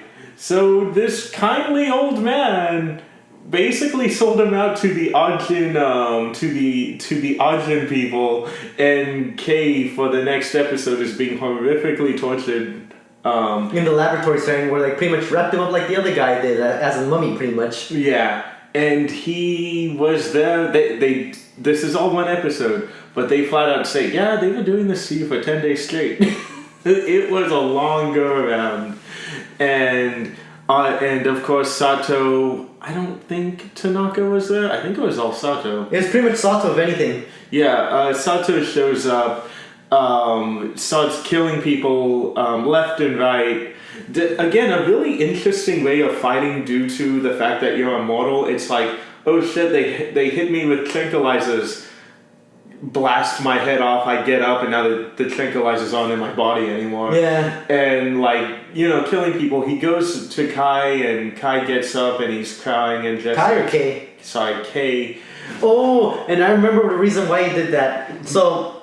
this is like coming up right now. So like the reason why Mr. Sato pretty much let Kei get captured and everything is because he kind of wanted to show Kei what the government truly does to people like Ajin and everything, and he kind of wanted to see like exactly like, is this the person like is this one person that I really want to see? Kind of, if anything, he's testing Kei to see whether or not he's gonna be somebody he can really like use as like use for his army, or if it's just gonna be another useless person as well. Yeah, and Kei of course because there were only two responses he was supposed to get out of Kei. One was, this place is awful, I want to hurt them bad, I want them to feel the way they feel everything they did to me, or get what Kei ended up telling him, I'm sorry that you had to come and get me back, I was reckless, I'm so sorry, and he's just like, God, Kei Nagari was a failure. Yeah, because like that's the same thing what he did when he first got Tanaka, of anything. when he first rescued him, when he showed the plan, is that Tanaka was like dead, hell bent on like actually like getting back on the people who like did that to him as well. Mm-hmm. And that's why like he was able to like train him into like all these things, teach him how to use his ghost, if anything, to fight. Yeah, and that's another thing that we skipped over. Again, there's a lot, so it's fine. But one of the things we did skip over was Tanaka and Izumi end up getting into a fight, and they had no idea how to fight each other. They were just fighting like regular people. It wasn't until midway through the fight that they realized, oh, so the head's on the weak spot. I just need to pop the head. Yeah, because the one thing, like we mentioned with ghosts, is that these IBM particles, whenever they clash with each other, they actually cancel each other out. Mm-hmm. So it kind of dissipates the ghost, or like makes it disintegrate. Oh, especially when Kei's ghost fights on Mr. Sato. Was it Sato's or Tanaka's ghost? Oh, up in the laboratory? Yeah. It was Sato's. Sato's ghost, pretty much, because the thing about Kei, he's seen that ghost ever since he was a kid, but he never learned how to control it or use it. Like, for him, it was always just a separate being. Yeah. Ooh. That was good. And it ended up becoming a real issue. It, of course, ended up becoming a really big issue later on, because they realized, I think one of the things was the reason why the ghost is so irresponsive to him is because it's been active for so long with no sense of direction that it just is, by this point, its own person. It's sentient, pretty much. Yeah, and all black ghosts, they copy their parents. They copy whatever was the thing the person has said. But since the black ghost has been with him for so long, it will say things that he said when he was like 9. Mm-hmm. Like, no, go for it. I was just gonna say afterwards. Yeah, like okay, this is what I wanted. Yeah, like again, one of the things that ended up happening was sorry, I completely lost my train of thought. So that one of the things that will happen is Kai will say something and the thing will repeat something he said early on, but it almost sounded like it was a direct response to it. Yeah, because like the thing about Kei's shit. Now I'm doing it. The thing about Kei's ghost, like how you mentioned, since it's been so active so long, it's kind of like echoing back what it's heard him, what it's heard Kei say throughout his whole life and everything. Mm-hmm. And not only does it not listen to him, but it kind of acts on its own or comes out whenever it pleases. Yeah, and it, funny enough, it actually grew to hate him. Mm-hmm. So it tries to do everything in its power to like mess with him. Mm-hmm. So it will literally do the opposite. So if he wants it to like fight, then he says don't fight it, and it will just be like don't tell me what to do and like fight, or be like kill her and then not do it. But by season 2, the ghost kind of caught on and wasn't even doing that. Yeah. Even at one point tried to kill him. Oh yeah, and then like what was the name of that other Ajin that they met? The one in prison? No, the one that got in the motorcycle accident and figured out that got his head decapitated before another head grew back on him. Oh, dude, yeah, you're talking about manga stuff. I don't think that's in the anime. Yeah, wasn't it? No, crap. Because in the anime, even to the end of season 2, they still thought decapitation was a kill shot for an Ajin. Because time to go into another little thing about Ajins. So it is believed that Ajins are nearly unkillable, but there's a little bit of science in there. So one of the big rules with the Ajin is if a piece gets decapitated, if it's close enough, the IBM will just bring the arm back and reconnect it back to the body. But if your arm gets decapitated and it's like a mile away from you, the body will just grow it back. The biggest existing piece will grow back. Yeah. So they're almost like that bacteria. They're almost exactly like that bacteria that if you chop it up into little pieces, it will grow back and still maintain its memories. So one of the things that they basically theorized is, well, what happens if you chop off the head and not allow it to reconnect with the body? The body will have to regrow its own head, but will the head be you? Will it be its own person? What happens to the head that you have? Do you just have a person who can't grow their body back and they're forever decapitated head? And that was one of the things that they had always theorized was, that is, if you want to stop an ajin, that is the way to stop them. But it's too risky that the government hasn't even tried it yet because they're afraid they're going to lose the specimen. I want to test something real quick. God damn it, okay. Echoing? Yeah. The problem with that is when the computer... Again, it's only this computer. But when the computer acts up a bit, it will do stuff like that. That's like, there's been so many times where I thought we had corrupted files because I would be editing and playing things back and it would do that. But anyway, let's hop on a little bit more. What else do you want to cover? I think it's this guy. Which one?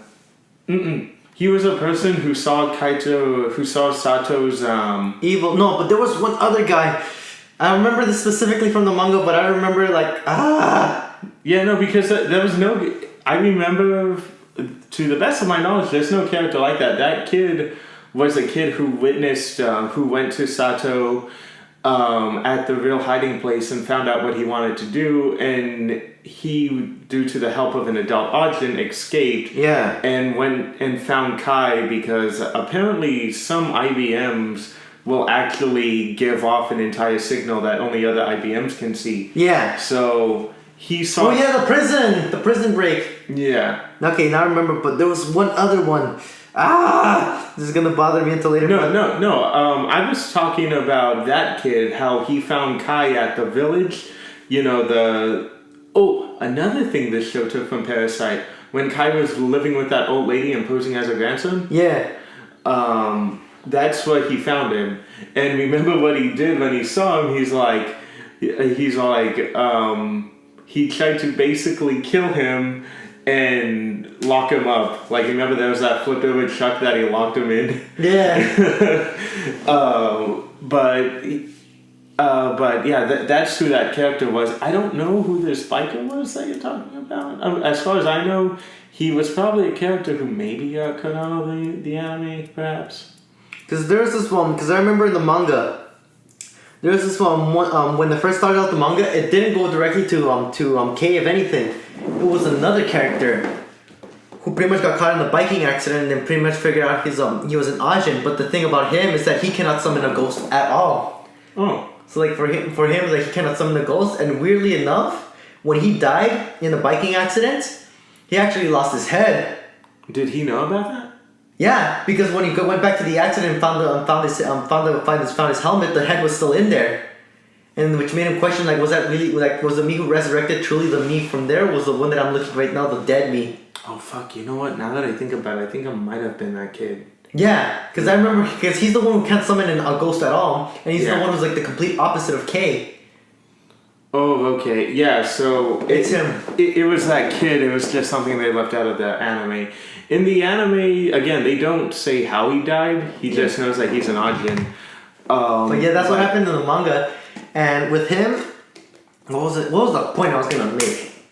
Oh, no, never mind. It was about the decapitating the ajins and all that. Oh, yeah. So pretty much figuring out whether the one that actually resurrects is really the one...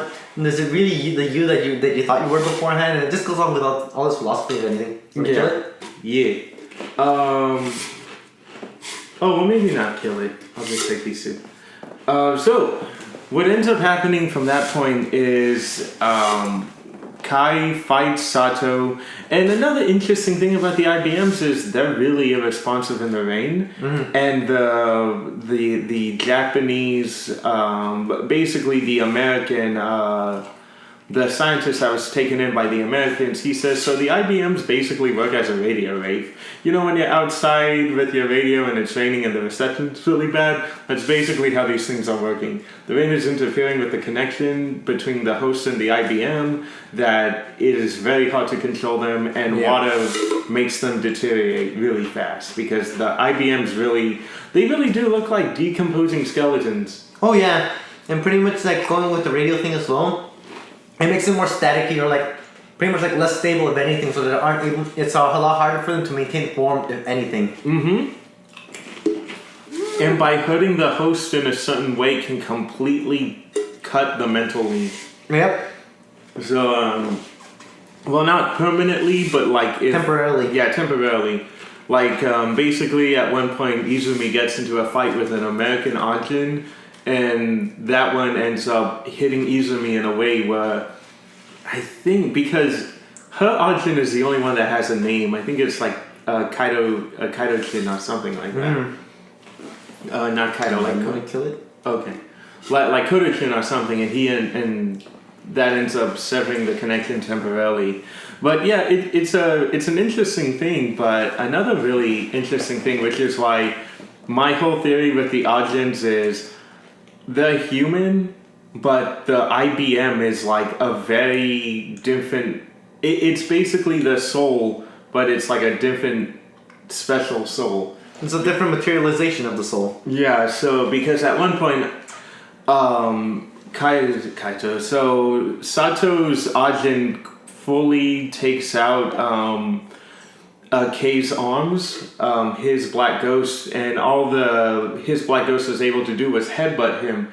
So when the two Ajin headbutt each other's heads, they get a rush of memories. Oh yeah, between each other. Yeah, and that was something that not even Sato knew. He's even like, wait, were these Nagari's memories? What the hell was that?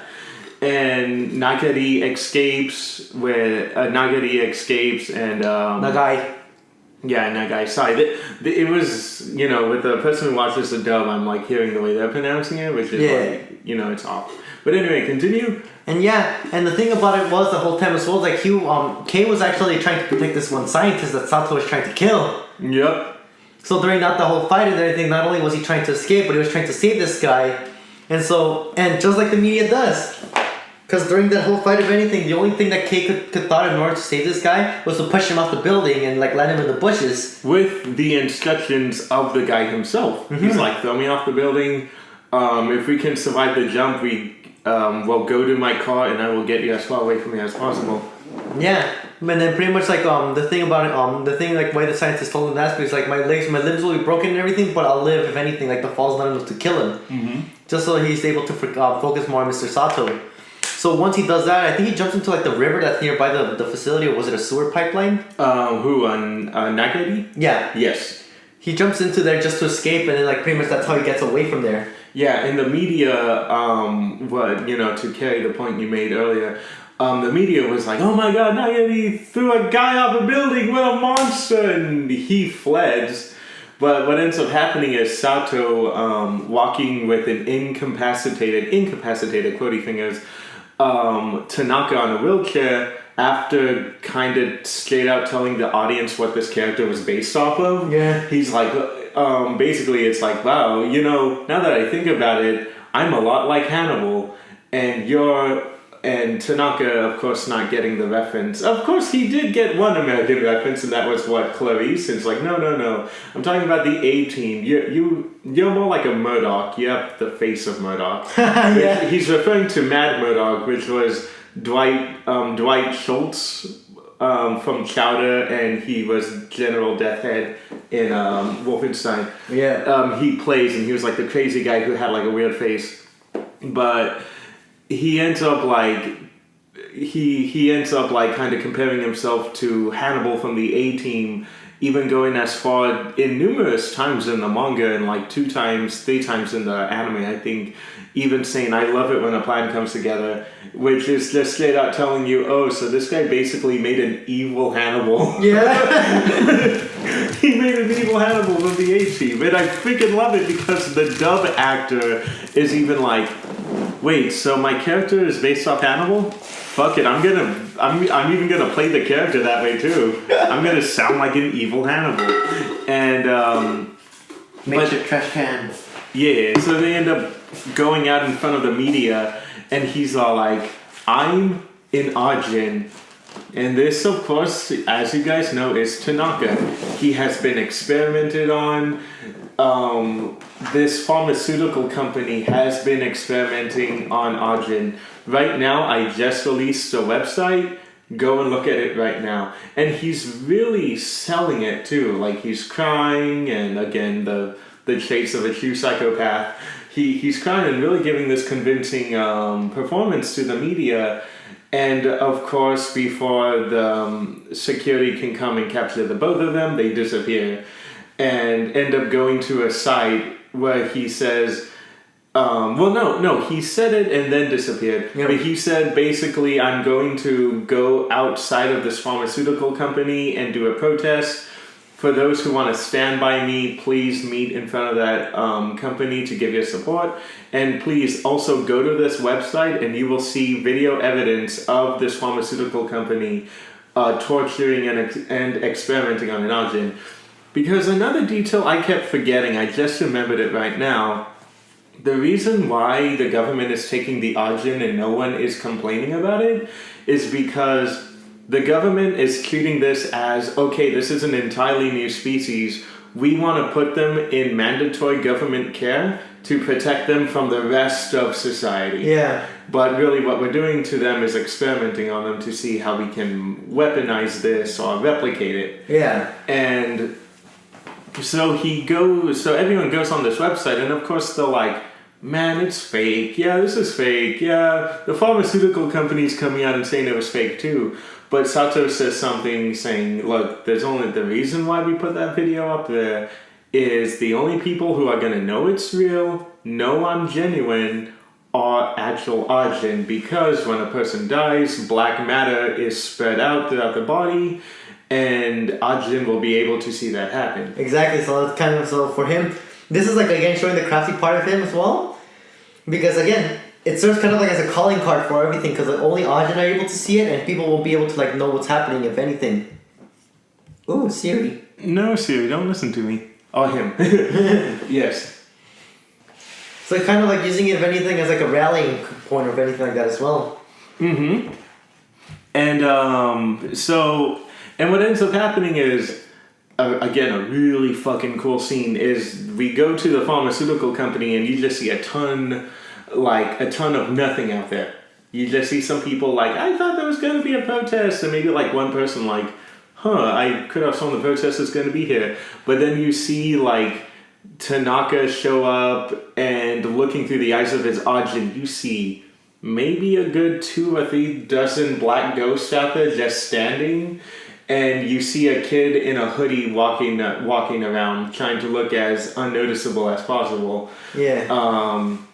And then you see Tanaka pop up on the trees and says, "Okay, good, you're all here. Now I'm going to show you where the real meeting area is." And of course, out of the 2-3 dozen ajin that were actually there, only, God, not even a quarter of that shows up.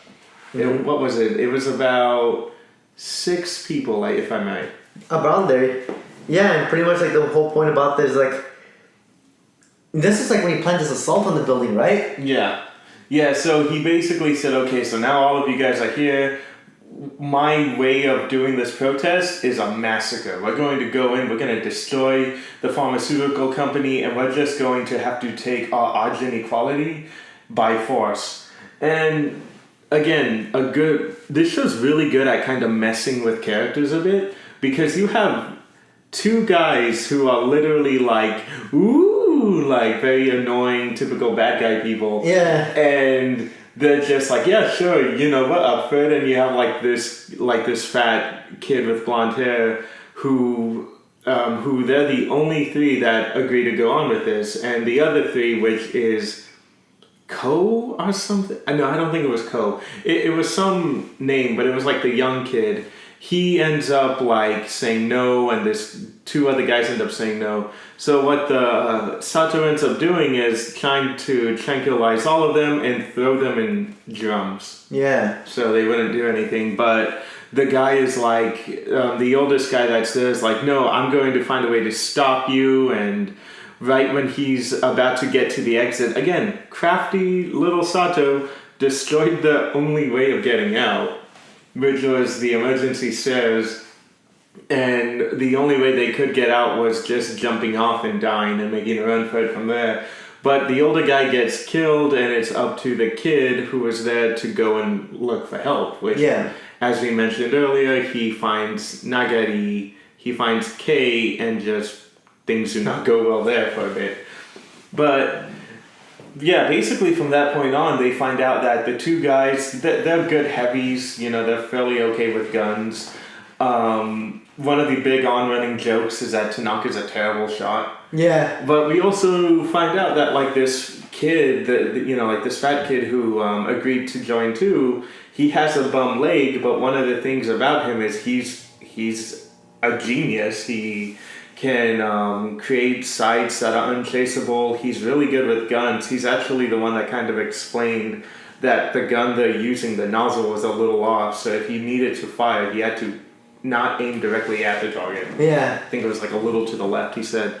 And of course, when fights would break out with these characters, he would always use drones, and even at one point, he builds an EMP, an explosive EMP device. But Sato ends up giving these speeches online saying, okay, we want ajin equality. So what we want to do is we're going to attack the pharmaceutical company in 2 days, and there's nothing you guys can do to stop us. And of course, that's causing a panic everywhere. And by this point, Kei's not even in the story. By this point, he's just in a town, living with this old lady who I'm pretty sure by that time had just said bye to Shinichi from Parasite, and then took in this other kid. Again, just like the Parasite anime and the manga, the lady was also wearing a purple t-shirt. It was a weird little detail that they kept. But he ends up just posing, and that was like the closest thing he was going to have to a normal life. Of course, with the village leaders, like, who the fuck is this kid? I thought the kid was like a delinquent. Should we be worried that he's here? So, go for it. So, what ends up happening from this point is Sato is just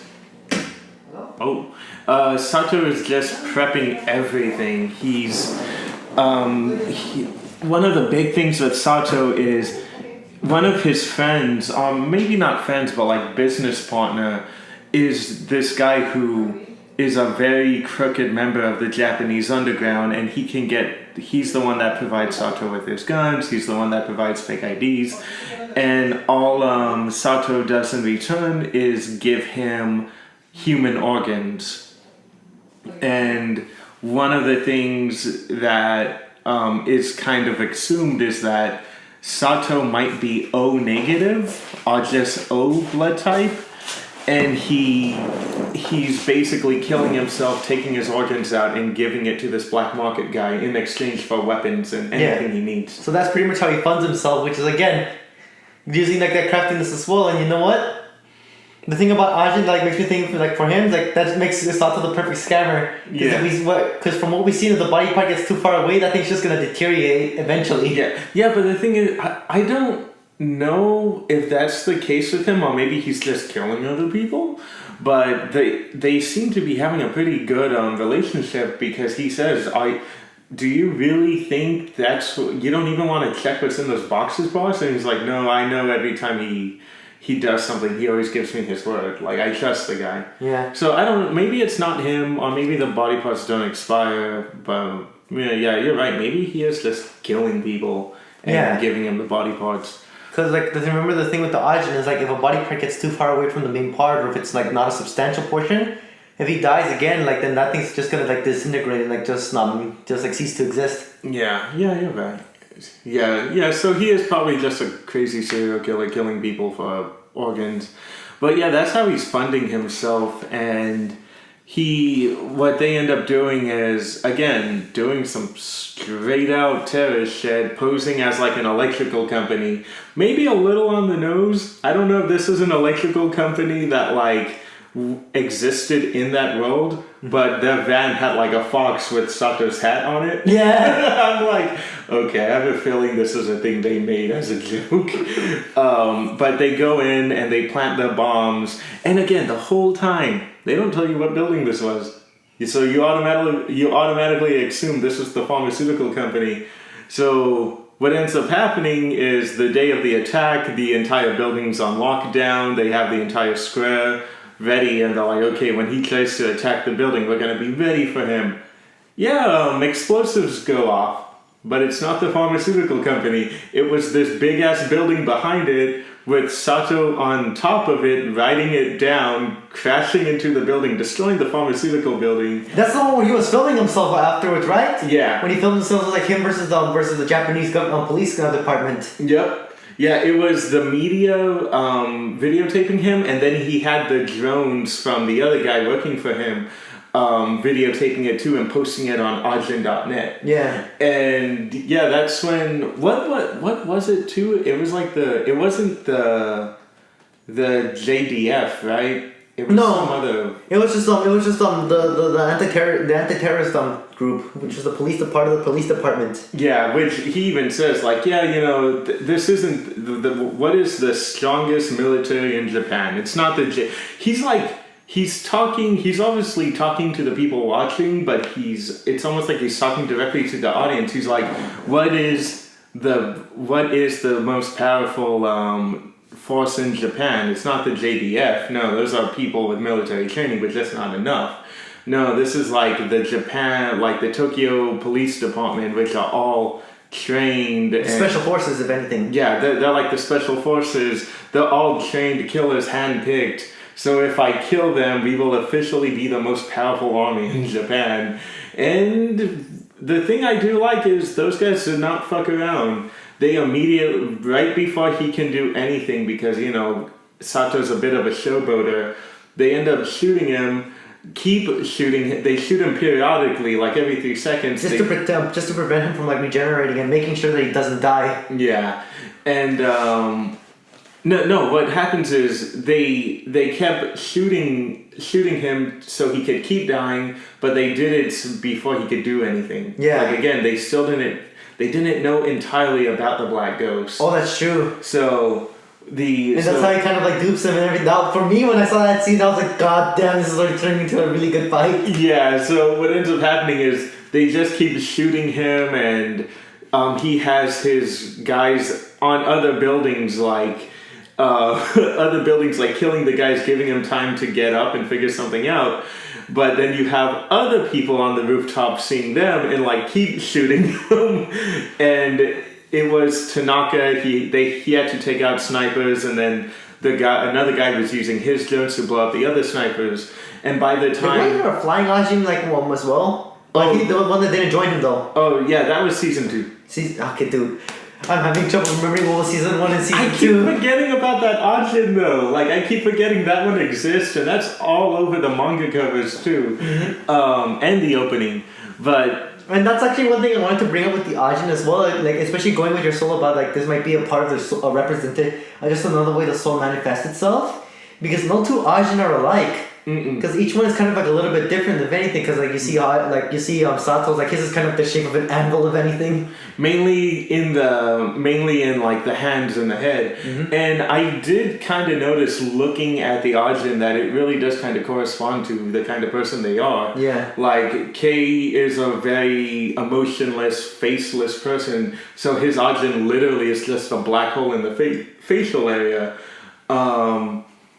What's her name? Izumi is very closed off but strong, so her ajin is the only one that has 5 fingers, is very buff, and her head is just like pyramid shape, like almost like it's closing itself in, because that's like how tight knit her head is. And then there's the guy from prison who had like the flying ajin.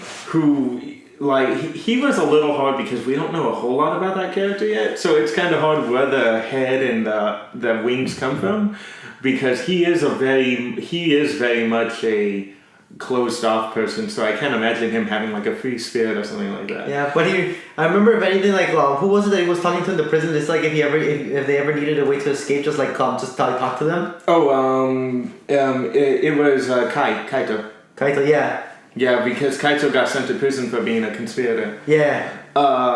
So what ends up happening there is like Sato gets up and he's just like, oh, morning boys, and the guy's like, shut the fuck up, and shoots him in the face But again, they don't know about the black ghost, so all they see are like 6 bullets hovering above his face, and they're like, wait, what the fuck? And a thing about the black ghost is a human can only see them if the intent to kill is strong enough and it's aimed directly at them. Yeah. So of course by that point Sato was ready to kill them, so the black ghost manifested itself to everyone else and started killing them.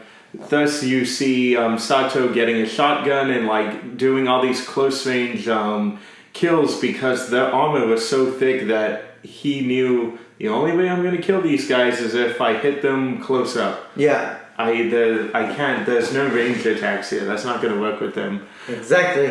And it goes through like with the ballistics of things as well. And more importantly, just kind of again, showing like even if you have body armor and everything, like he'll find a way to pretty much go around it or find a way to pretty much kill the person in it. Yeah. So, so like he ended up, oh, okay. I don't know what that was. So he ended up like killing all of those guys.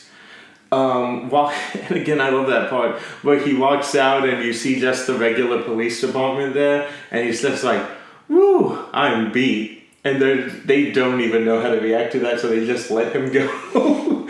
But on Kay's end, and we're about to finish up with this season. Kay's end, apparently there was someone in that village that his son-in-law and his wife, the guy's son-in-law's wife, ended up stealing a lot of money from him. So he ended up investing like 100,000 yen into the stocks of that pharmaceutical company because they were a safe bet. Mm-hmm. But around the time he did that, that was when the building went down and he had nothing to his name. He lost everything. But there is a rumor that, you know, if ajin is caught, you get 100 million yen from like the Japanese government. Yeah, the Japanese government. And he realizes, wait, that freaking kid, that's not her nephew, that's this K9 they keep talking about. So he goes, calls the ajin forces. Toseki and Izumi show up and they end up getting into a fight. So another rule, again, there's a ton of rules with these things. Another rule is an ajin can only summon the black ghost at best 3 times a day. Mm-hmm. And it's not too fast. But one of the things with Kei that they were noticing during the fight was he kept summoning, as soon as one got destroyed, he kept summoning another. And I think he ended up summoning about 7 until, Nakano, there we go. That was the name of the redhead kid. Yeah. Nakano ends up finding an escape route for them.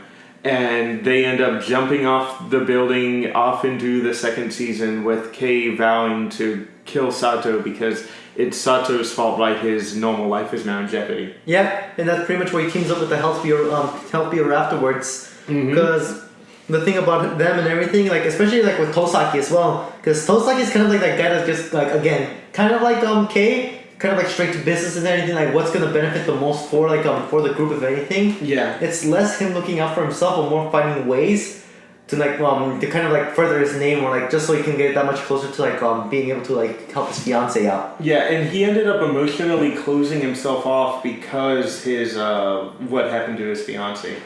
And what ends up happening is Kei realizes, well, there's not a lot I can do on my own. And Jesus Christ, this kid I'm with is an idiot. Like, I forgot that in the beginning of the show, he starts off like peeing and the people are looking at him like, wait, is that the ajin kid? Oh, it's probably not him.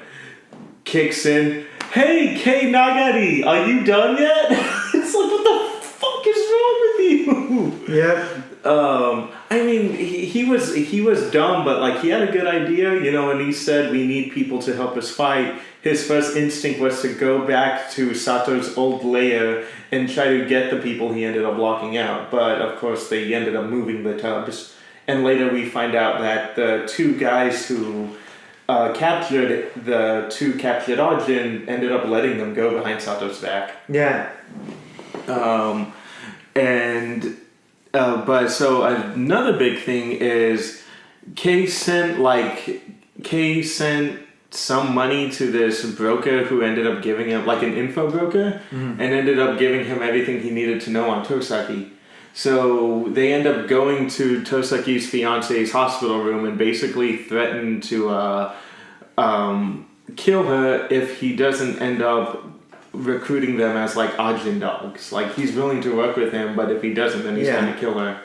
And the thing with Kay as well, because like remember, because like we mentioned, like this guy, like even though he's like kind of like a bitch for society, like that's as harsh as I'm gonna put it right now. Yeah. Just because like I'm running out of words to say. Yeah. But he may be like a sheep. There we go. He may be a sheep, but he's really smart at many things, and he's really good at negotiating. Yeah. So he tells Tosaki if anything, like he'll be willing to like help him fight not only against Sato, but help him like pretty much get more research with the IBMs of anything, and actually correspond with the doctor. In exchange, that he would that Tosaki promises him that he'll get a normal life if anything. Mm-hmm.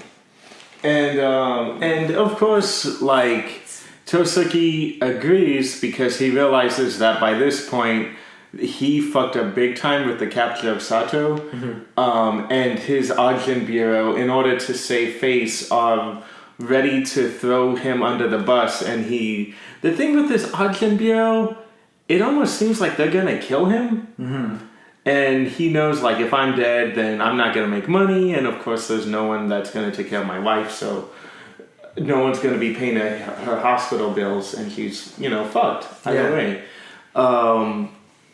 And by this season, you also kind of learn that he does have a soft spot for Izumi, because he gets what he did to her was kind of shitty. Yeah. But even when they meet, he wasn't cold to her. He was just kind of like, I'll give you a reason to continue on living. But like, we do know that Tosaki's a man who isn't fucking around. Like, again, he ends up torturing that Ajin scientist who was working with the Americans. But that was the thing too. If you're being tortured, play along or be more... either hold your ground or be a little bit more certain about what you're telling them, because he was flat out like talk, and it's like, I need my cigarettes. It's like, you smart ass son of a bitch. So they start breaking his fingers, and it's just like, what will it take to talk? And it's like, I've been telling you the whole time, you fucker, go into the car and get my brand of cigarettes. And it's like, really? The whole time that's all you needed? He's like, yes. And even then, like in season 2, I forgot how big of a character that guy becomes, where he ends up being the person who's telling Kei and Nakano like who they are and what the Ajins can do. He actually ends up forming a pretty decent relationship with Kei, because they're both kind of the same mental wise. Oh yeah. And then again, as well, like the thing like with him as well, he kind of like, if anything, contributes to like Kei's growth. Just because at this point in time, he's being influenced by the other guy who can't summon a ghost at all. Yeah. Because that's when they meet him and everything. And like, yeah, he thinks like he's an idiot, if anything, only because he doesn't think things through. He doesn't plan ahead, and more importantly, he's kind of like his polar opposite of Kei. Whereas Kei only watches out for himself. The other guy's a little bit more altruistic and tries to help as many people as possible. Yeah, and Kei has a very hard time dealing with like the two security people that are working for Tosaki and are in charge of training Nakano and Kei. And Nakano's making friends with these guys and being very friendly, and Kei is just off in the corner, basically talking to another security guard who like is trying his best to talk to him, but it just comes off as kind of inappropriate. Oh yeah. Like, you remember when he shows up, he's like, You're not feeling lonely, are you? He's like, what? No, it's not that at all. It's like, look, I'm sorry. I'm trying to figure out what's going on here. But he even says like it's so easy for Nakano to get people to like him, and with me, I don't know if that's the way I should act because society wants me to act, or if I'm even capable of acting like that now. There's only ever been one guy I felt I could be like that with, and he's not here anymore. And sadly, that one guy that you can only feel like that way, you pretty much miss the reason why a lot of people say this is a yaoi. Yeah. Even though I highly disagree. I do too. But again... Well, actually, 2013 we will still highly disagree with, like, just because again this was like when the time when Tumblr would like really like, a lot of like people in Tumblr were like would find like even if it's just like good best friends with two guys, they'd be like, nah, they have a thing for each other. Yeah, but also remember what Kiss Him Not Me taught us is Fujos are fucking insane. Oh yeah, dude, that shit was funny as hell, but holy Christ, I highly agree with it. And, yeah, and it's funny. Because I remember you mentioned how like even some hardcore fujoshis would say like, no, that's not completely like, even like for us that's still a little bit too off the end board. Yeah, my friend Yana, she is very much like, that is not how we act at all. Like yes, sort of, but that girl was just crazy. Oh yeah. Like that is a little too much even for us. Like we're not that bad. But yeah, it's like. What ends up happening is you find out he's in I thought it was prison, but apparently he's in a juvenile detention center. Well, yeah, because he's a kid still. Yeah, but he's sharing a room with 3 guys who look like fucking adults. They look. That's what juvie does to you, Teddy. Makes you into a hardened adolescent. What got you in prison? No, wait, you're in prison. How old are you? 11. Jesus Christ, you look like you're in your late 20s. Hey man, who does that to you? If Jojo taught you anything, is that like it was like you can look like a man and still be 15. Wait, who? Jojo. Oh yeah. Remember, Jojo was like 15. Yeah. Jojo was 15 and he sounds like a 40-year-old man. But yeah, it's like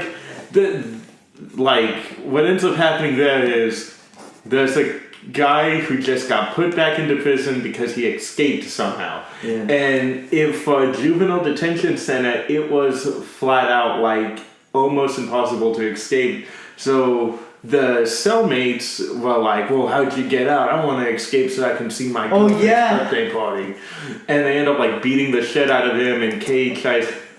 I actually really like this. Kaito tries to step in and help, and he's like, fine, 2 against 3, that's fine. And the kid he was defending is like, no, it's just 1 against 3. Yeah. And he gets his ass kicked. like that kid just walks off and Kaito gets his ass kicked.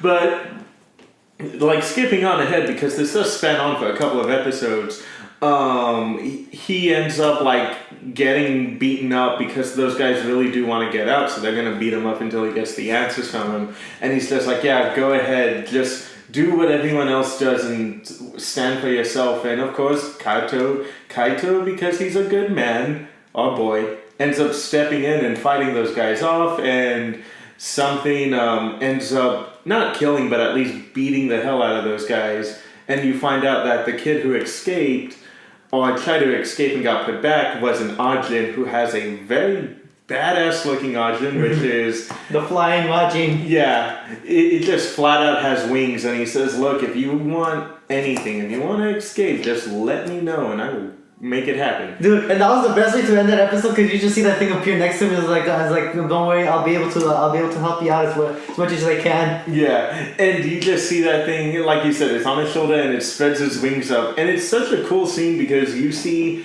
that thing taking up the entire frame, but at the same time you just see Kaito looking at the guy and smiling, completely unaware of what he really meant by that. Yeah, and you know what? It's time for crazy outlandish theories to come out. Oh, I feel very happy for this. What? So this is just based on nothing. This is just because I want to be crazy for once. What? But I want to say that ajin are the precursors to stand users. Oh, dude, totally. I don't know if you remember, but in the 2016 video that Giga made, he even said that the villain in Ajin is super cool. It's like if Makishima was a stand user. Yeah. And if you remember, Makishima was the main villain in Psychopaths, who was my first husbando before Sato. Yeah. Actually, I think I just realized the kind of husbandos I'm into. Oh God, no! I'm into psychopaths who are very intellectual. Yeah, of course, we do know by season 2 Sato is not an intellectual. He's just straight up fucking crazy. So let's jump. He's a creative psychopath. Yeah, but let's jump into what Sato's whole end game for this is. So Sato is now going down a list of 10 people a part of the board in charge of Ajin, and he's killing them. Very creative ways that not even the security were ready for. But oh, I know which scene you're talking about. Yeah. The one that really just shows how crazy he is, and like And on that list is pretty much Tosaki, which is because like at this point he's a director now, or he was a director. No, he got like horribly. He got very demoted. The guy who was on that list that was connected to Tosaki was his boss. Oh yeah. And that was the one where they put him in a bunker, and Sato and his guards posed as security. They just ended up going in the bunker and killing the guy, but leaving what's his name, the guy who was going to take over Totsuki's job, alive. Oh yeah. And then I remember that scene. That's the scene where like where Kei pretty much filled the whole scene with the whole building with the particles, right? Mm-hmm. Because I remember the one thing that Kei realizes that in order to help these guys, you need an ajin to fight with you, and like the only way to blind an ajin is to actually cover something that only humans can't see, which was like. Again, shows how smart he was. Like just spending the whole day just creating those black particles. Mm-hmm. So when the guards infiltrated, they pretty much like only the ajin will like be freaking out that they're like surrounded by this. Yeah. But the guards would just like trank the guys. Yeah. So like one of the things that you mean like how they're showing how crazy Sato is Sato ends up stopping like this. Ends up trying to kill one of the guys who was in charge of like the defense against Ajin or something, and he ends up straight out telling him, "But don't kill me. I will talk to the government and I will find ways to get you guys help. I can give you a country, a piece of land. Just please don't kill me." And Tanaka and the other guys are like, "Do you hear that, Sato? He's willing to work with us." And he's all like, and Sato just looks at him and is like, "Huh." Just like a politician, and kills the dude. But you can kind of tell by the way the guy looked and how scared he was that I think he really was ready to play ball. Yeah. And the next guy they killed was Tosaki's boss, who was in charge of the experiments on Ajin. And what they wanted from that guy was the document stating that they have been experimenting on Ajin. And that guy was ready to play ball, and again, Sato kills him. And it's just one of those things that now the people working for Sato are like, does he really have our best interest? Mm-hmm. Does he really want to help us? And basically what ends up happening is Sato and them end up talking to a guy through video call, and he's like, okay, so we're willing to give you this prefecture and this prefecture, even a little bit of this city, and that will be Ajin safe zones. We will even find a way to get you guys full civilian protection. And that was flat out the government willing to play ball, and Ajin and Sato said no deal. Yeah. And ended up causing a blackout and tried to go after, I think, like the head director. Yeah. And that's when Tosaki and Kai and the rest of the people went after and tried to stop him. Yeah. But then that's when you find out that even when Sato is unconscious, his black ghost will act on its own and protect him. God damn. That pissed me off so bad because I'm just like, okay, this guy is like an evil Mary Sue. He's like a female version of the villain in Recreators. Oh, remember yeah. when she was flat out a Mary Sue? And he ends up, like, of course, escaping. But one of the cool things in here is, like, if you thought Sato versus the Special Forces was cool, the fight with them and the Ajin Special Forces people, like the anti-Ajin force, yeah, that shit was so cool. Because even though they had these really cool weapons, they end up hitting them with an EMP that made those weapons useless. So you just had like a bunch of guys fighting with knives and guns, like killing these people. And basically what... Sorry, go on now? Sorry. Oh man. And like right now, this is how bad I am at recollecting about the seasons and everything, but like... That was the fight when he was fighting against that special agent. Like the special agents were actual trained killers, if anything. They were made specifically to kill and hunt the Ajins. Yeah, so that's when like Sato was fighting against them, if anything. Was that the... I'm trying to remember, I'm trying to see if I'm not spoiling everything. Was that the guy who got shot in the neck? Was that the scene was that one of the scenes that appeared there? Yeah, one of Tosaki's men got hit. Yeah, when he got hit in the neck, and then they told him, I was like, that's it for me, and like just like still fighting despite he's bleeding out. Yeah. Okay, good. I'm trying to figure out where I'm at. Yeah, because one of the like again, we we walked over a lot of stuff, which is good. I don't want to give up too much either. Like we didn't talk about how the Americans play into this season. Yeah. I want to keep them a secret, but just know that the Americans are there looking for the scientists that they lost. Yep, and then just a reminder. What? I don't remember if this was shown in the anime or not, but was this the where we found like the fried chicken? What fried chicken? What? I don't even know. How Sato infiltrated a building using fried chicken?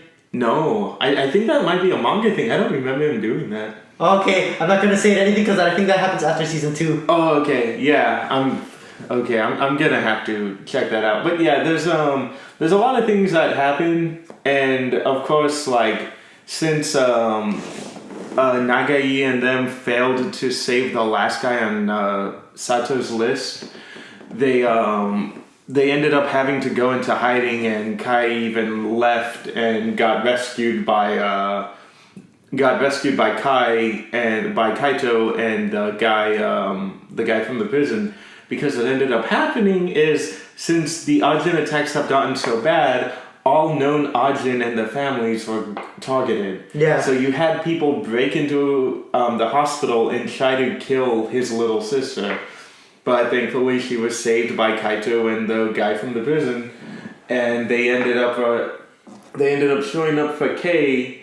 And they're like, okay, so this guy has connections, so he can get us to India. Me, you, and your sister will just run and start off new lives over there. Oh yeah. Mm-hmm. But he ends up, of course, like realizing that he wants to fight for them and not just fight for himself. They finally gave him a reason to fight. He kind of just break out of his shell, if anything, of being that sheep. Yeah, so he ends up going back to Tosaki and being like, look, I want to, you have my full attention. I have a plan to guarantee kill Sato. And if it wasn't for the fact that my computer is skipping, I would play a scene from season 2 that scared the fuck out of me.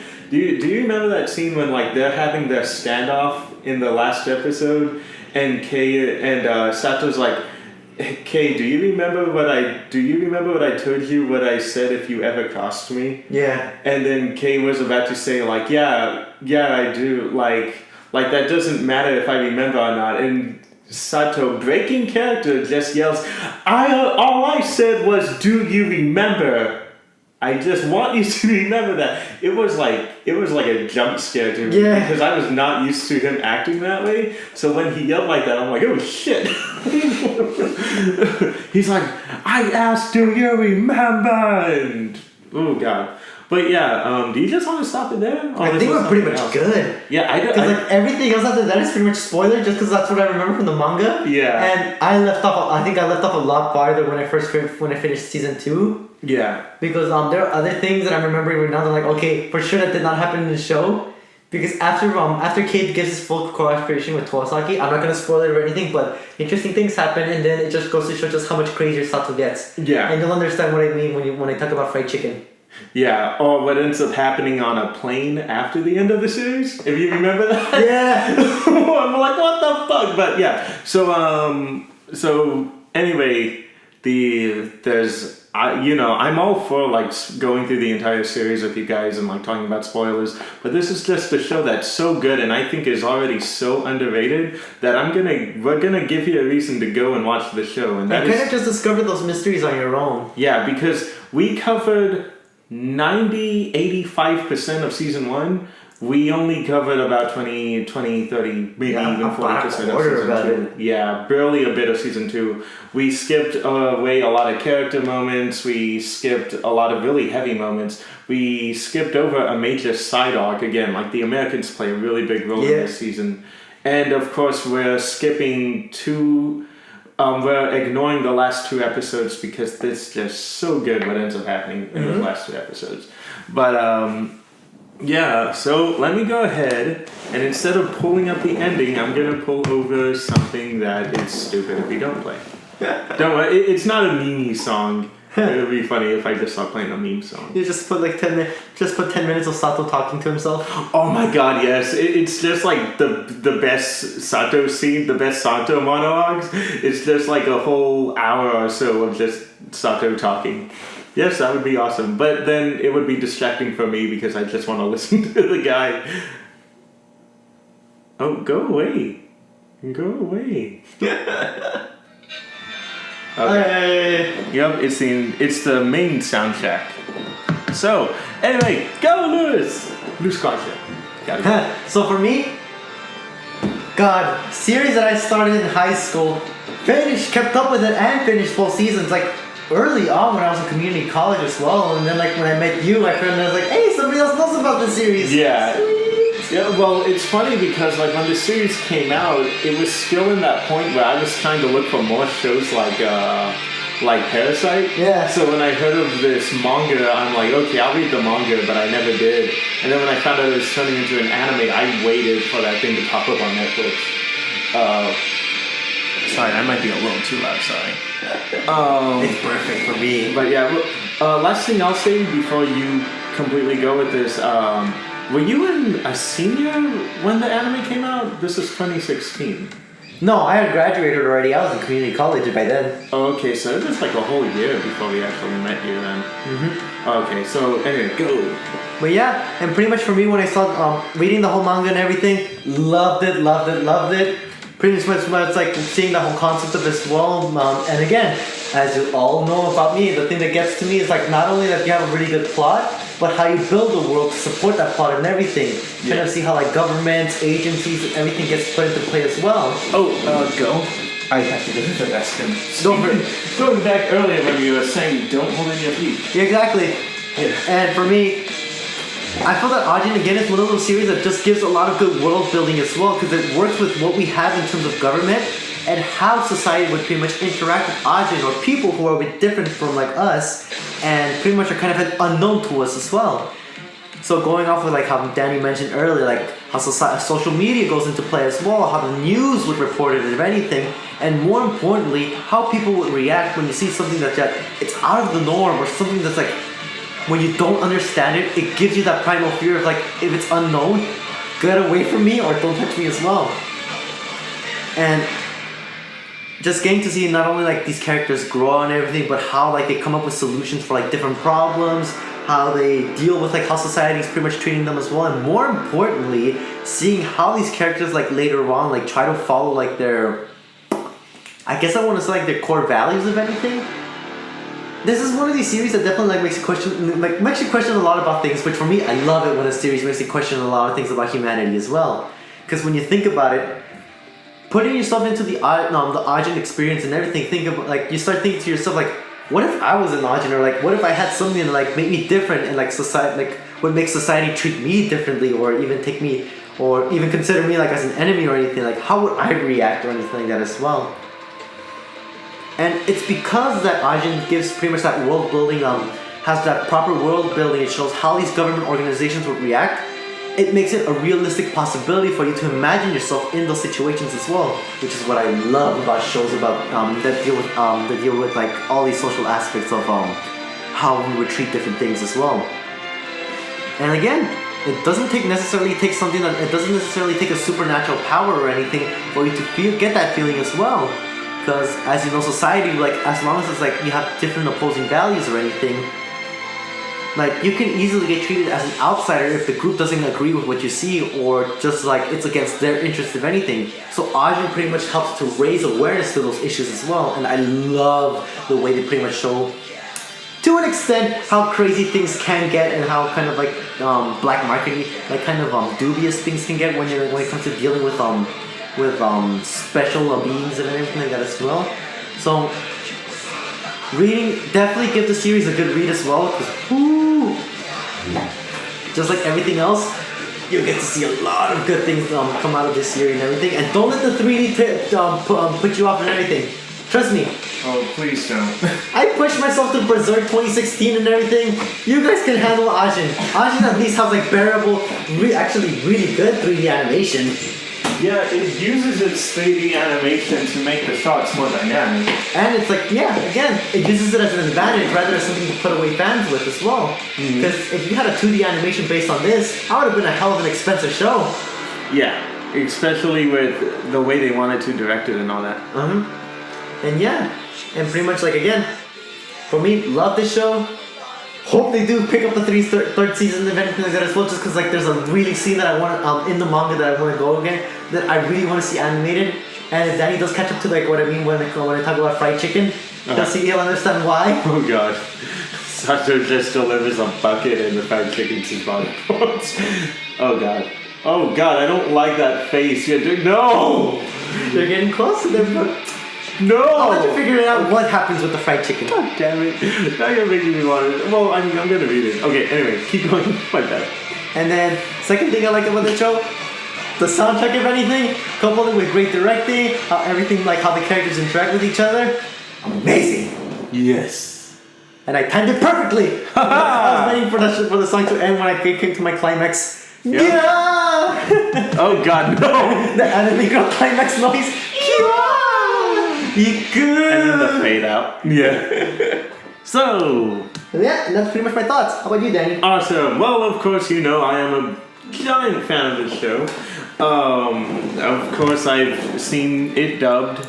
I saw it dubbed the first time, and then I saw it subbed just because I wanted to watch it again and have a different experience. Which I gotta say, again, another fantastic dub. I was a little worried when I found out Sentai Filmworks was in charge of it, but apparently what ended up happening was Sentai's putting out the Blu-rays, but they weren't in charge of the dub. So no offense to Sentai, but I'm so glad that happened.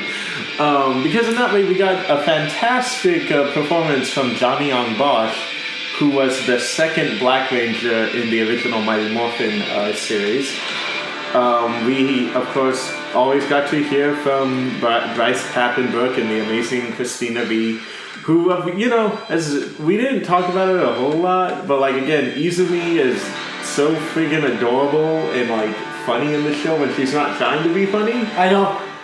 If you remember in the show, they were keeping the scientist in a love motel. So when they're going in, you just hear Izumi like Mr. Tosaki, this place, and she doesn't know how to put it into words, but when she sees why they're there, she's like, oh, that's why. I'm here. But you see her face getting all red, and I'm like, aw, she is too precious.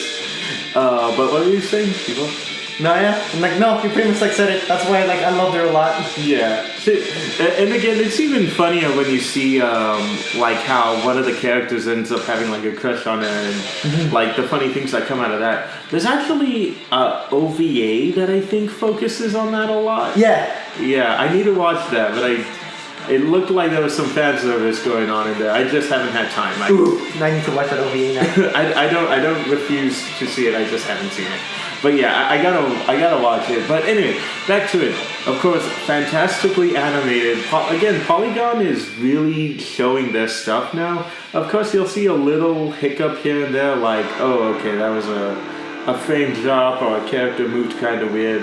But it's almost like it doesn't matter whether this was 2D or 3D. It's still fantastic. And let's keep in mind that the manga had this weird thing where the art style completely changed by the second volume. Yep. So the fact that the anime kept the original art style, which is really easy on the eyes, I gotta give the anime credit for that too.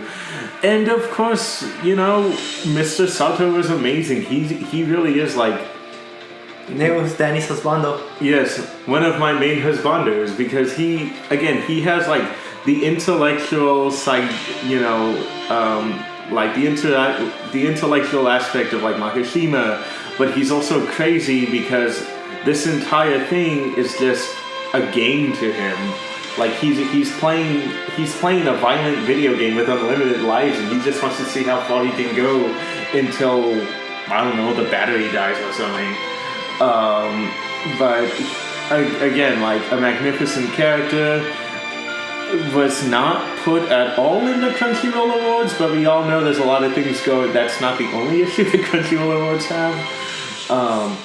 But yeah, so again, great character development, a fantastic main character. You know, you'd expect him to be unlikable with the way he is, but the show makes it so much of a point to focus that on him that you realize, oh, he's supposed to be like that, and I kind of want to see him get past this in a good way and not suck it up, you baby.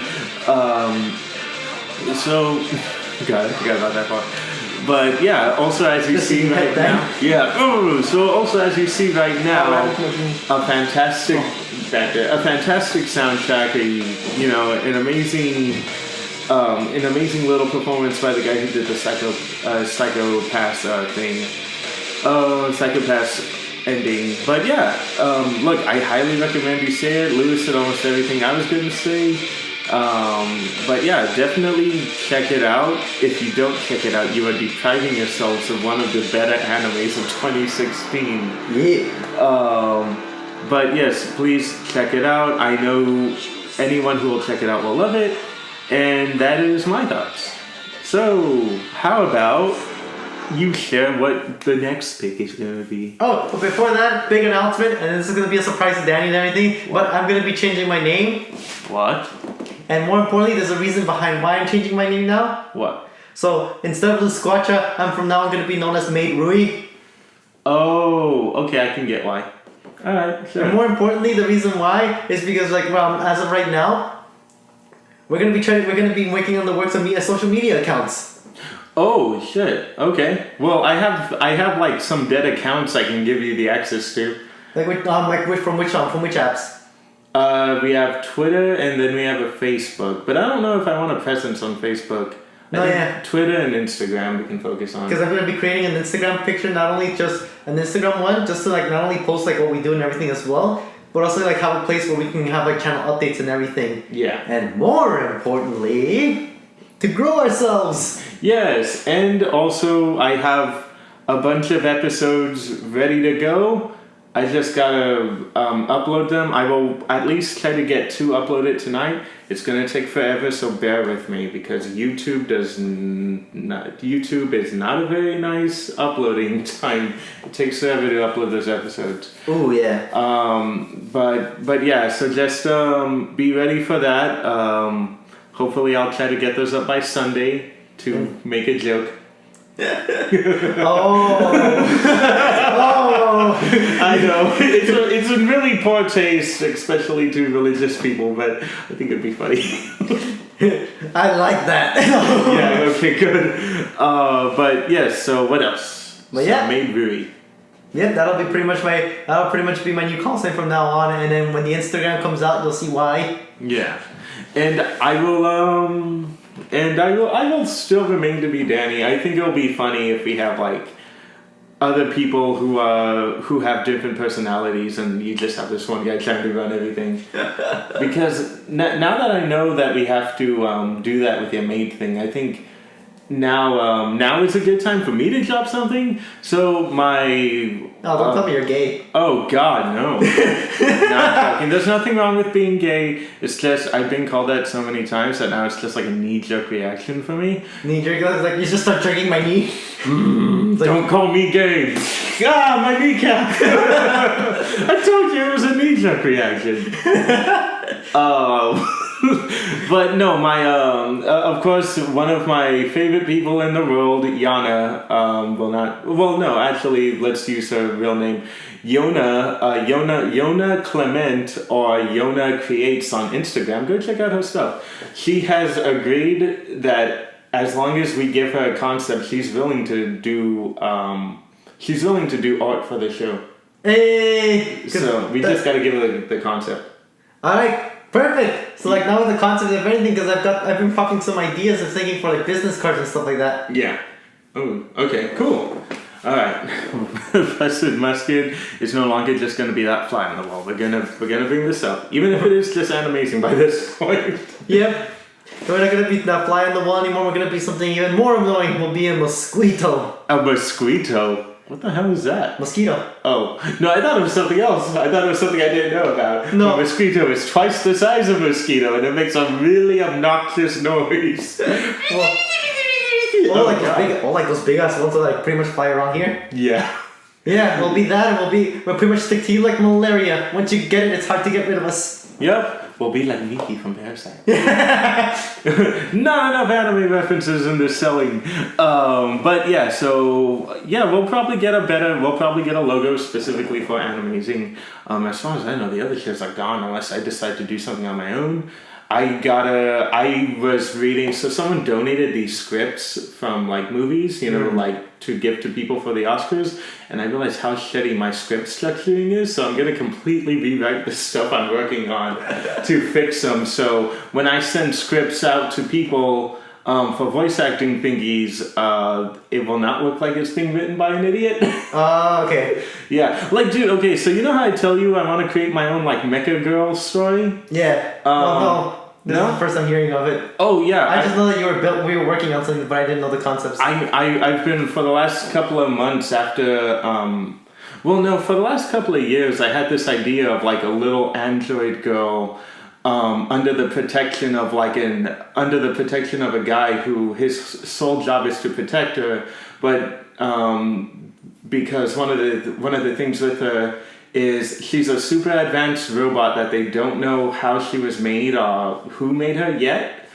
And the big thing with her is that when she was built, she was made to look exactly like a baby, and she ages. Yeah. So that's one of the big things why other people want her, and the thing is going to be focusing as she's growing up and the different things that she's learning and stuff like that. And one of the big things I wanted is I actually want to try to get a YouTuber personality to voice it. It's not someone within the Annie community, but just like somebody like to like kind of flesh out the character for you. Yeah, kind of like what Rooster Teeth did with the like earlier series. Yeah, so like don't expect an anime YouTuber unless we can't get the girl that I wanted. But there is a YouTuber that I very much want, and I haven't talked to her, but I have heard her say in podcasts that she is interested. She does want to try to start a voice acting career, so maybe we can try to get her with it. I just need to make sure to give her a kick-ass script to like get her interested in this. Yeah. But yeah, I have plans. I still want Busted Musket to be Animazing focused, to have other nerd culture stuff, but I also want to start creating and producing audio dramas. So the plans are there. I just need the drive and gotta start slapping myself. Please don't slap me because you work out. It's okay. Because as the show's made, my duties are to pretty much make sure to keep a tight leash on you. Yeah. Oh god. You just see me like smack your head. It's like dislocate your neck. Yeah. Oh my neck. I like my head does a full 360 oh, like no. a cartoon. Or better yet, I just do the things like I did for Shirobako. I'll just lock you in the basement until you get creative. Oh god, that's not a bad idea. I'm like, right, you fool. I think what we should do, we should turn your house into a studio, and then that room you have, we'll just put in like a small cage in there. Like we won't even take up the whole room. We'll just put in like a small cage to like lock me in there and be like, right, you fool, right, and post the episodes. God damn. I'm sorry, but posting this stuff takes so long. It's boring. Hey, that's fine. That's why we watch Shirobako, to know what we need to do in case those things they take too long. Yeah, Shirobako told me that if I can't get the sound effects I want, I make the sound effects I want. I take out a gun. I gotta get some audio recording of people yelling in terror. Be right back. Thank you. Okay, I got it. So anyway, what is the show people have to look forward to next? Ooh, this is one that I've been wanting to do so long, and since it is spring, this is something that like fits perfectly with it. And it's one show that I remember talking to you a lot about, but I always keep forgetting to like get it on. But the next show we're gonna be doing on is gonna be Hyoka. Hyoka. Why does that sound familiar? How did I spell that? Hy. Hy. Ouka. Or otherwise translated as ice cream. Why am I scared? No, you shouldn't be scared for it. It's not something you should be worried about, but it's a show that a lot of people need to see, kind of like as a coming of age thing. This looks dark, and the book cover looks dark. Let me see. This is the right one, right? Oh my god, Oh my god, that poster does not do this show justice. Oh, it's no. anything but dark. Okay, because it looks like it looks like the second season for Another. No, That's how this poster's making it look like. No, okay, I did not realize that's how the poster made it look. But no, that poster does not do that show justice because this is a slice of life show pretty much. It's not horror or anything. Oh, okay. It's a slice of life, and it pretty much deals with like with the main character, and pretty much him like getting into this club where they.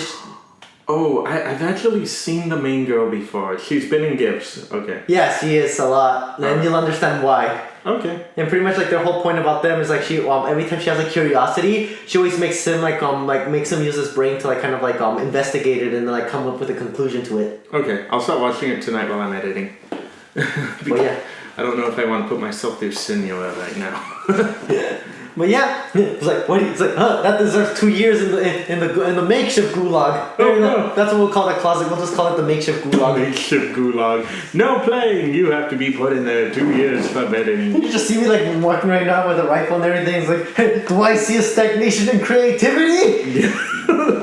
Good thing you don't have any vent systems because remember that guy was even breaking out through vents and they had a girl there specifically to make sure he finished his job. But anyway, guys, that is it for the show.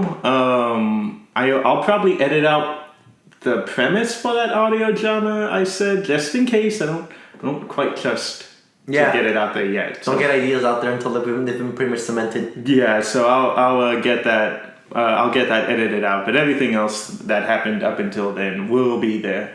So yeah, guys. So again, thank you for joining us for this very odd episode of Animazing. I'm your host Danny. I made Rui. And please do not sue us, Rui Panda. Wait, what am I saying? She's not even on YouTube anymore. Whatever. The name has been claimed. Rui Panda.